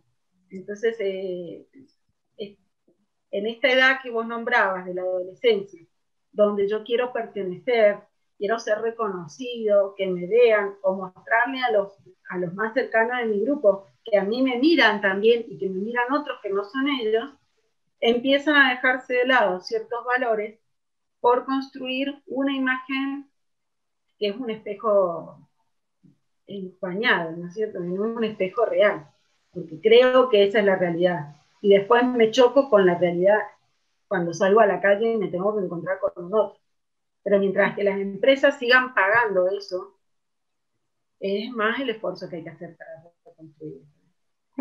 Sí, tal cual. Yo por eso también lo hablaba desde la perspectiva desde la educación sexual y de llevar temas a las aulas que realmente respondan a la realidad que están viviendo los chicos y las chicas, ¿no? Que muchas veces se nos olvida. Y evidentemente pues no es la misma educación ni los mismos contenidos los que vamos a hacer en 2021 que los que hacíamos en 2007, si es que ya se hacían, pero bueno, que va cambiando y que hay que atender a las necesidades y a las nuevas tendencias, ¿no? Que surgen. Tal cual.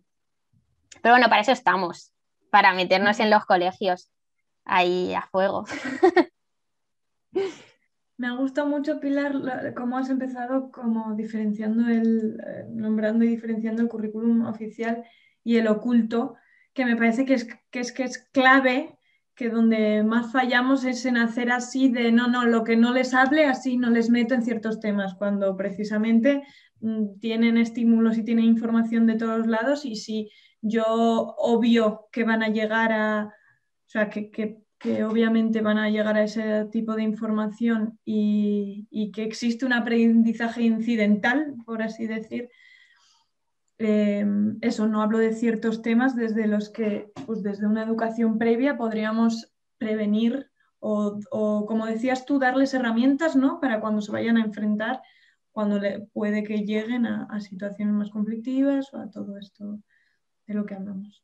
Tal cual, sí, sí. Y además es que es precisamente también a través de eso, de lo que no decimos o de lo que transmitimos con nuestras actitudes, ¿no? Y con las cosas que hacemos a diario, es lo que más interiorizamos. Y pues al final, si lo interiorizamos sin reflexionarlo, pues a veces nos puede funcionar, otras veces nos puede generar más frustración, ¿no? Entonces también pues hay que tenerlo en cuenta. Así que pues sí, guay, pues guay la apreciación, la verdad. Hola. Pues, ahí, hola. Bueno, lo primero, enhorabuena por la tertulia, me ha parecido una pasada, me ha gustado un montón, se me ha pasado volando, me parece que has dado un montón de datos súper relevantes, que te explicas muy bien y bueno, muchas gracias, me ha gustado mucho. Y creo que, es que ha habido 5 minutos que me he perdido y digo, vaya que justo en ese momento hayas hablado del tema, pero leí un artículo súper interesante de una periodista francesa que hablaba de este tema de Tinder y que se llama El algoritmo del amor. No sé si... No, pues no lo conocía. Pues me pareció muy interesante esta chica que se llama Judith, pues, francesa, no sé si dice Duportel o algo así. Eso, que es periodista, hizo una investigación y escribió un libro que se llama El algoritmo del amor, que habla sobre cómo las entrañas de Tinder, cómo funciona Tinder. Interesante. Y decía que va básicamente, cuando tú te haces el perfil, el sistema de Tinder te asigna una puntuación en función de tu personalidad y de los datos que tú metas. Y entonces funciona como por un nivel se llama nivel de deseabilidad. Y sigue una lógica súper patriarcal, que es un sistema de puntos y, por ejemplo, dice que un hombre con estudios superiores se le da muchos puntos porque es algo deseable, pero sin embargo una mujer que tiene estudios deseable, que es una mujer a la que se le asigna poder, tiene muchos menos puntos. Si tú intentas hacer match como mujer con un hombre más joven que tú, eso te quita puntos, porque una mujer no debería fijarse en un hombre más joven, pero también al revés, si un hombre hace match con una mujer más joven que él y esta mujer le acepta, eso le da muchos puntos porque se considera como una cosa deseable.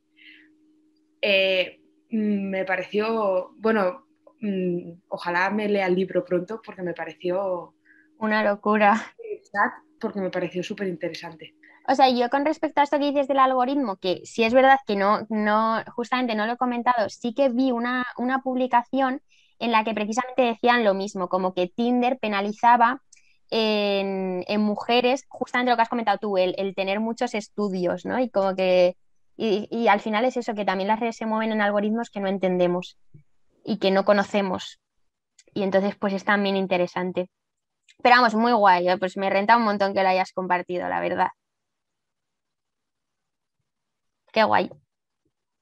Ahora no dejamos de salir de ser objetos, ¿no? Porque lo que contaba Silvia ahí, cómo me puntuó para estar en una vidriera, para poder ser más atractiva o menos atractiva, sin considerar todo lo que se pone de mentira, sino que se busca rellenar para puntuar mejor. Sí, claro, también ahí Después está un poco, claro, sí. relaciones tan... El construirte también una imagen ahí que... Lo de Tinder es un mundo, la verdad. Pero no solamente para Tinder. Fíjate los perfiles de lo que vos nos mostrabas como influencers, blogueros, ¿no? También buscan Igual. una imagen que tenga que ver con quién está mejor en la vidriera, quién recibe más mensajes que tengan que ver con la estética de lo que se mira en la imagen, que con el trasfondo de lo que por ahí el mensaje quiere comunicar, ¿no es cierto? Y eso es lo que sigue vendiendo. Sí, O sea, sí, siguen mucho las antes normas del hacías una género. campaña publicitaria y tenías que matarte a ver cuál es el mensaje. Hoy te conseguís un buen culo, una buena teta o un buen lomo, lo pones semidesnudo y vendés desde un profiláctico a una casa con el mismo cuerpo. Fíjate en los blogueros que tienen muchas marcas que pasan de vender pastillas para dieta como si fuera que fuiste al kiosco a comprar una mentita a venderte en citas, viajes, de lo que se te ocurra, todo mezclado. Es básicamente una comercialización. Sí, sí, sí, es tal cual. Sí, sí. Y utilizar la imagen, pues eso, al final pues para comercializar según qué productos, pues también. Sí, o sea, que están detrás ahí las marcas publicitarias, es evidente y que eso también hay que tenerlo en cuenta para no creernos todo lo que vemos en Instagram, ¿no? Sobre todo también o en las redes. Pero imagínate, si vos tenés 1 millón de seguidores, o sea, hay una construcción. Si hay 1 millón de personas que te siguen, es porque debes ser bueno. ¿Sí? Ya, antes era si tenías 1000, después 10.000, 100.000, ahora a partir del millón sos bueno si hay 1 millón de personas que te siguen. Entonces, 1 millón de personas que te siguen, para una marca es súper rentable pagarte una promoción.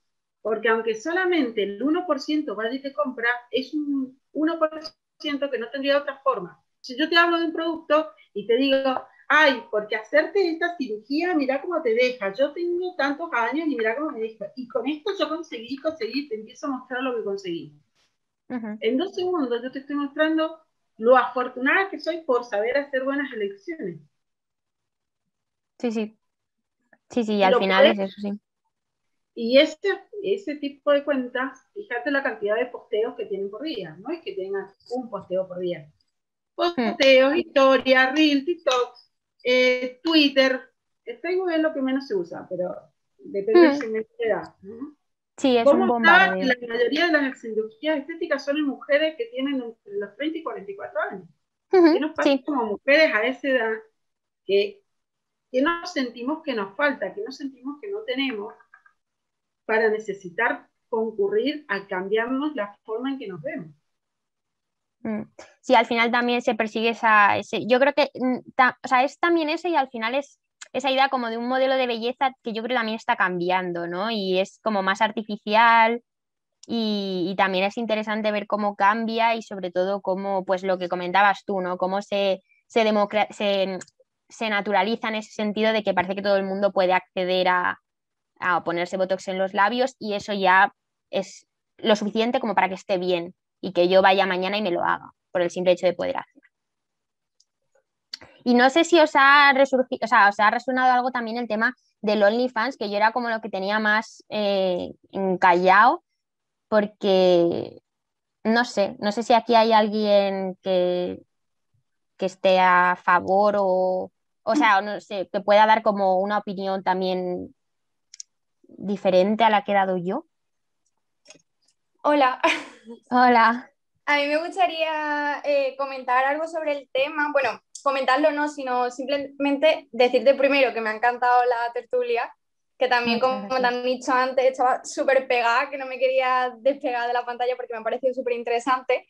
Y por otro lado, en cuanto a lo de OnlyFans, comentarte que me pasa bastante como a ti, de que a pesar de que intento informarme sobre el tema y también comparándolo de alguna forma con la prostitución, como que intento organizar mi propia opinión, creo que también en OnlyFans el punto clave es el tipo de contenido que se cree, porque hay por un lado un contenido que es más como el vender los nudes y el tipo de foto más erótica, que de alguna forma pues no sería como tal prostitución.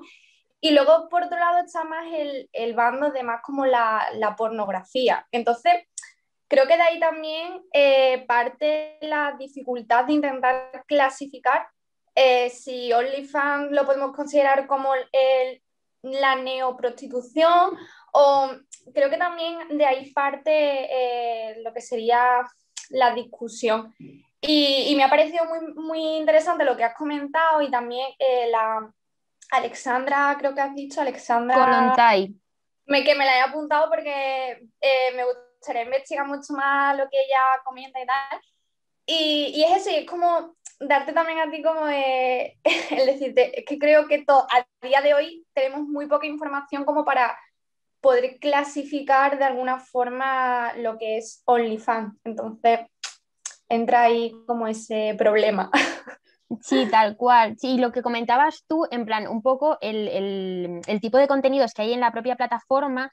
Yo he intentado investigar un poco más, pues, qué tipo de perfiles hay en OnlyFans, si son ellas, si son ellos, por intentar analizar algo ahí, pero es verdad que no he encontrado mucha información.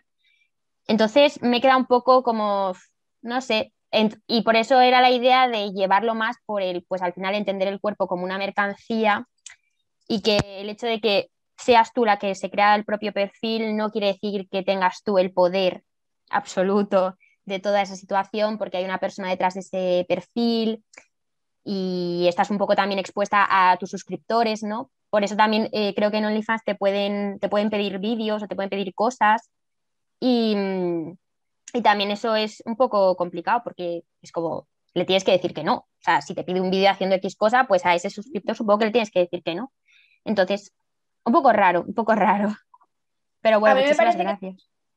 A mí me parece que también entramos en lo de la libre elección, y de alguna forma yo muchas veces me lo planteo y digo, a ver, esas chicas porque también es verdad que en OnlyFans ha sido como a raíz de la pandemia cuando más ha subido el número de creadores, porque de alguna forma OnlyFans se creó para compartir, es como una especie de Patreon, o sea, que no es solo enfocado al contenido sexual, pero sí que es verdad que desde la pandemia y con el tema de la pérdida de los empleos, los trabajadores sexuales del ámbito de la pornografía también se fueron a ese tipo de plataformas, y eso es como lo que lo ha incrementado, pero te pones a mirarlo y sí que es verdad que hay muchos hombres que también están en OnlyFans, entonces ahí también como que entra esa cosa de decir, ¿solo son ellas o realmente está como habiendo una tendencia de tanto chicos como chicas?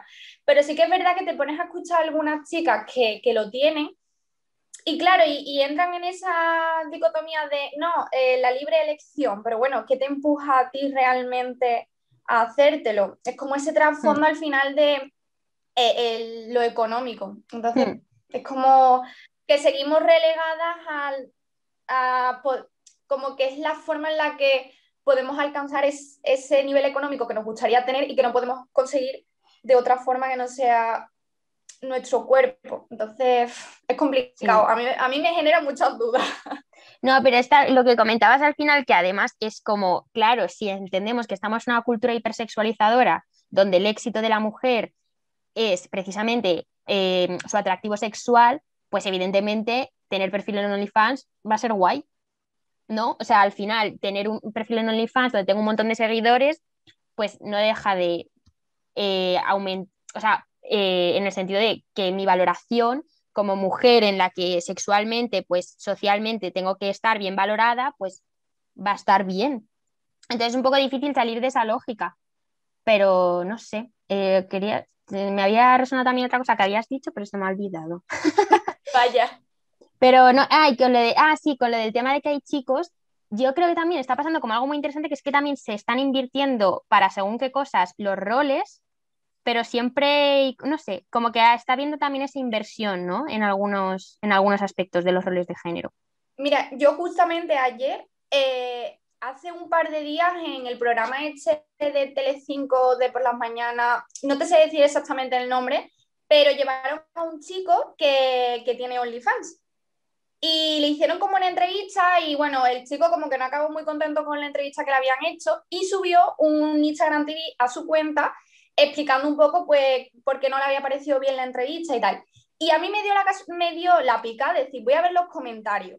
Y los comentarios de ese vídeo, que él precisamente estaba hablando de que él se trabaja su OnlyFans, él lo que hacía era fotografía erótica. Y bueno, pues los comentarios eran súper buenos de es que tú tienes la razón, es que eres un crack, bueno, de ese tipo de cosas. Y con las mismas me fui al perfil de otra chica que yo conozco, que tiene OnlyFans y que hace poco hizo un vídeo para Playground, también hablando sobre el tipo de contenido. Y te metes en los comentarios de ese vídeo y es que te llevas la mano a la cabeza y tú dices, ostras, están haciendo exactamente lo mismo, fotografía erótica, que para ellos es su trabajo, pero para el chico es como, wow, eres el mejor, pero ella, eso no es un trabajo, es que te vendes y quieres que te respeten. Es como... Sí, es que es muy, es movernos entre dos mundos que son completamente diferentes y es como que tú estás ahí en el medio y si haces esto, pues eso, ¿no? Eres una puta, pero si no lo haces, pues igual la dicotomía esa que también estaba ahí. Y luego también ese discurso un poco de, al final, la gente que tiene OnlyFans, yo creo que también es un poco desde esa posición de privilegio. Sí. Que al final, si yo me hago OnlyFans mañana, pues seguramente no me lleven a la televisión, no tenga un montón de suscriptores y no tenga un montón de pasta. O sea, al final son influencers que ven que si suben una foto a su Instagram enseñando el culo no van a ganar dinero, pero si lo suben a OnlyFans, sí. Entonces, pues evidentemente también es más rentable, que eso también es interesante verlo así. Pero muy guay lo que dices, la verdad. Perdón, un poco también es la tendencia del mercado, ¿no? Buscar fuentes de ingresos donde no tengas que estar vos con el cuerpo todo el día. Entonces, para ellos subir un video, subir una foto y el modelo de comercial que te ofrece es un dolor. Porque vos te abrís una tienda de algo que tenga que ver con ellos, sabés que tienen 100 millones de suscriptores, entonces dentro de 100 millones poder rescatar algo es un montón de plata para un montón de personas. Y $5 pueden ser en algunos países un montón de plata, pero para otras ser totalmente insignificante. Entonces, la posibilidad de pagar con la tarjeta dando like no le lleva tiempo, no le lleva incluso ni siquiera a pensar cuál es el gasto que tienen en la red. Ya, sí, también. Acá el que se llena de plata es el dueño de la red, ¿no?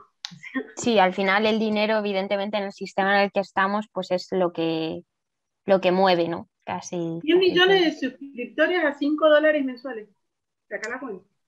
Sí, hay gente, bueno, de hecho la chica que os he subido en la presentación, yo, la primera vez que lo vi, pues no os voy a mentir, dije, madre mía, qué dinero, pero claro, luego lo pensé y dije, no compensa.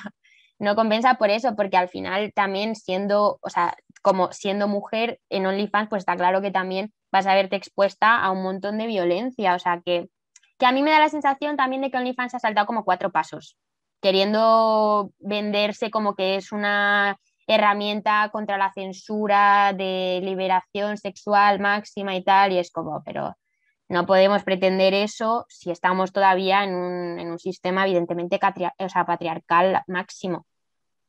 Yo creo que la sociedad, o sea, a mí a veces cuando las escucho a ellas que tienen un argumento como muy sólido, es como que me convencen y digo, ostras, tiene todo el sentido lo que están diciendo, pero por otro lado creo que la sociedad actual no está preparada para asumir ese paso. O sea, no sé si me explico.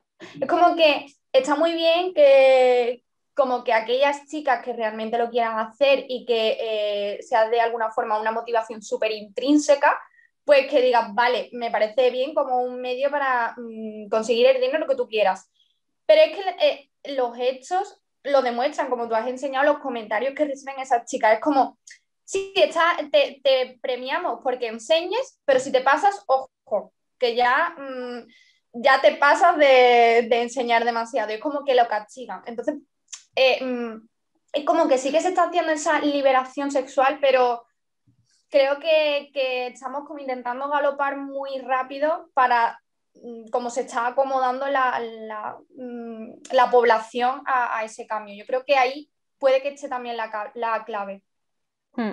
Y sobre todo cuando al final el cuerpo se entiende como esa fuente de dinero, ¿no? Porque al final si es una fuente de dinero, es como que difícilmente lo vamos a poder mostrar o hacer uso de él de una manera que no sea mercantilista, ¿no? O sea, es decir, no sé, como que a mí asociar eso me parece peligroso por las consecuencias que puede tener precisamente a la hora de yo poder mostrar mi cuerpo sin ningún tipo de motivación a nivel económica detrás y que luego venga con otras movidas, ¿no? Incluso te puede hacer a ti como cuestionarte, porque a lo mejor tú quieres subir una foto, yo qué sé, en bikini, tú dices, ostras, que me gusta porque me gusta la foto, pero luego tú piensas, ¿estaré contribuyendo a todo esto? Y es como que tú entras también en esa lucha contigo misma, y creo que también es a raíz de todo esto,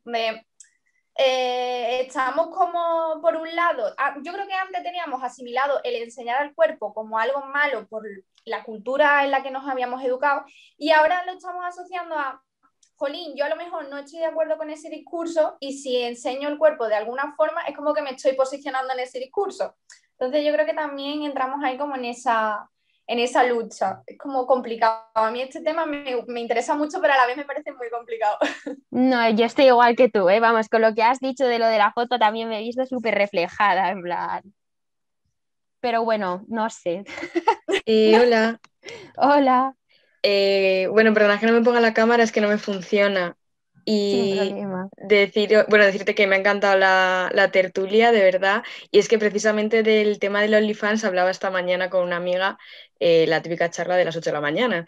Y precisamente hablábamos de, o sea, para mí el análisis está en el por qué se hace lo que se hace, ¿no? Por qué las personas decidimos, yo no lo tengo, no lo defiendo, o sea, si alguien lo quiere hacer, adelante, que lo haga, pero creo que lo que tenemos que ver es el por qué lo estamos haciendo, por qué estamos consumiendo este tipo de cosas y por qué lo estamos promoviendo hasta el punto de subir tu propio contenido. Y creo que es porque hemos pasado, como decíais antes, de una censura absoluta de, por favor, no enseñes ni el ombligo porque es una burrada, a como que nos han vendido que para empoderarte tienes que enseñar tu cuerpo. Y para mí eso precisamente, o sea, es como, yo me empodero y yo digo que puedo enseñar mi cuerpo porque a mí me da la gana. Pero creo que lo que se está haciendo es que nos están vendiendo esa falsa idea de empoderamiento, porque a mi gusto es machismo, perdón, sí, machismo encubierto de feminismo. O sea, le han dado la vuelta a la tortilla de una forma brutal hasta el punto de que nos hemos creído que mi forma de empoderarme es poder enseñar el cuerpo. No, mi forma de empoderarme es poder estudiar, poder defender mis ideas, poder hacer un montonazo de cosas aparte de enseñar mi culo o mis tetas o mi ombligo o lo que sea. Y creo que ahí está el análisis de, o sea, que lo que hay que ver es el por qué ocurre todo esto.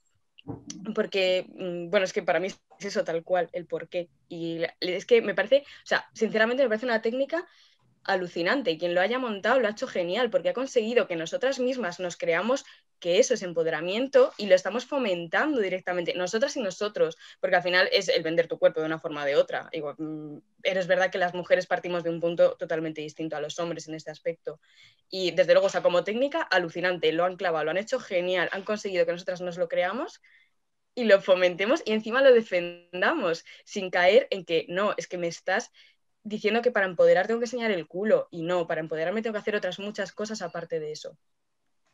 Tienes que enseñar el culo de una determinada manera, que tienes también ahí unos consejos para ponerte, no sé cómo, para que se vea mejor. Y yo creo que además estamos olvidando esta parte que has dicho tú antes también, que la has nombrado de la adicción ya a exponer cosas que yo sepa que me van a valorar, que voy a tener likes, que me van a pagar, en este caso encima o sea, que aún se le añaden más cosas como es eso, como el espejo del que hablábamos, que son las redes, un espejo un poco distorsionado y desde el que busco la aprobación, claro, acercándome a estos ideales o a estos... Y quería meter un último tema que me ha venido conectado. No sé si habéis visto, porque estos días me están bombardeando la publicidad de estos juegos de tomar decisiones que una chica tiene que decidir si le busca a él o le da plantón y entonces él va con otra, entonces quiere darle celos o quiere suplicarle y entonces lo que tiene que hacer al final de cuentas es cambiar entera de imagen para entonces poder pasar por delante. Casi me muero esta mañana cuando ya le he hecho un poquito más de caso porque normalmente lo pasaba, pero... Totalmente, Sonia. Hola, ¿se me oye? Hola. Sí.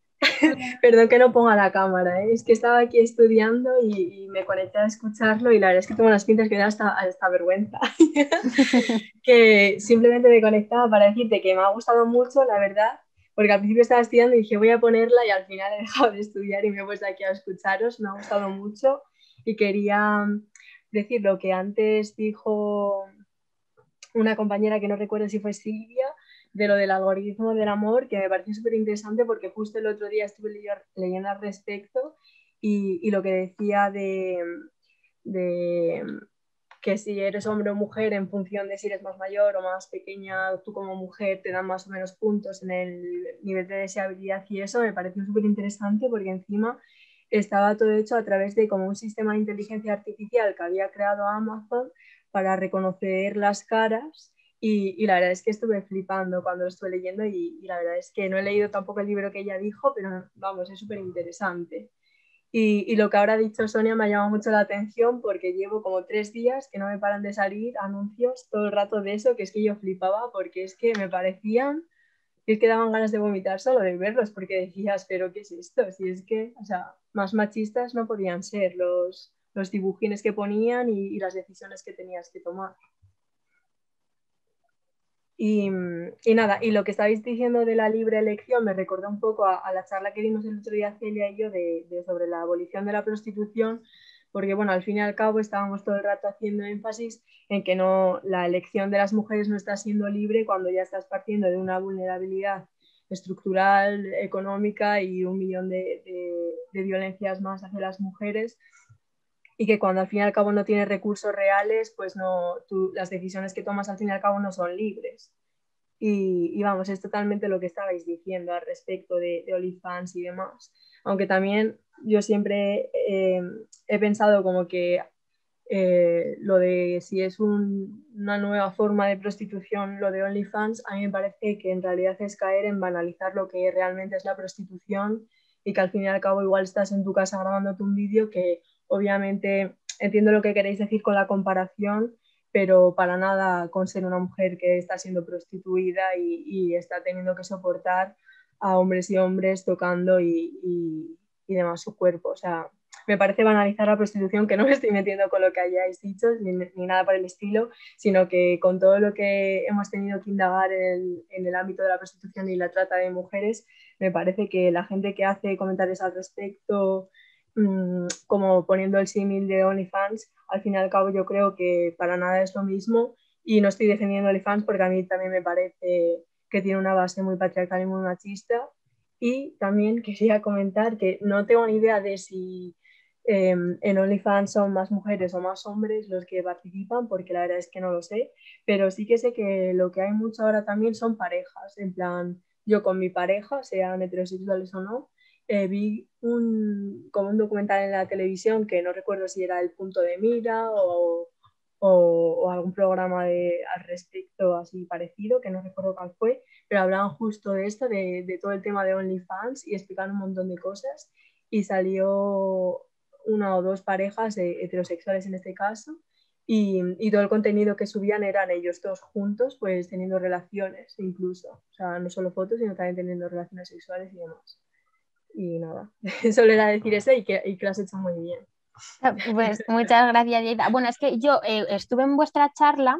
Ajá. Y me pareció súper guay y con el tema del mito de la libre elección también me pareció muy interesante y lo que has dicho tú es que a mí en cierta parte también me parece banalizar un poco la prostitución, pero por eso hacer más hincapié en que no se puede coger el argumento que utilizamos con OnlyFans para reforzar la situación, ¿no? Ese mito de la libre elección en situación de mujeres que son prostituidas.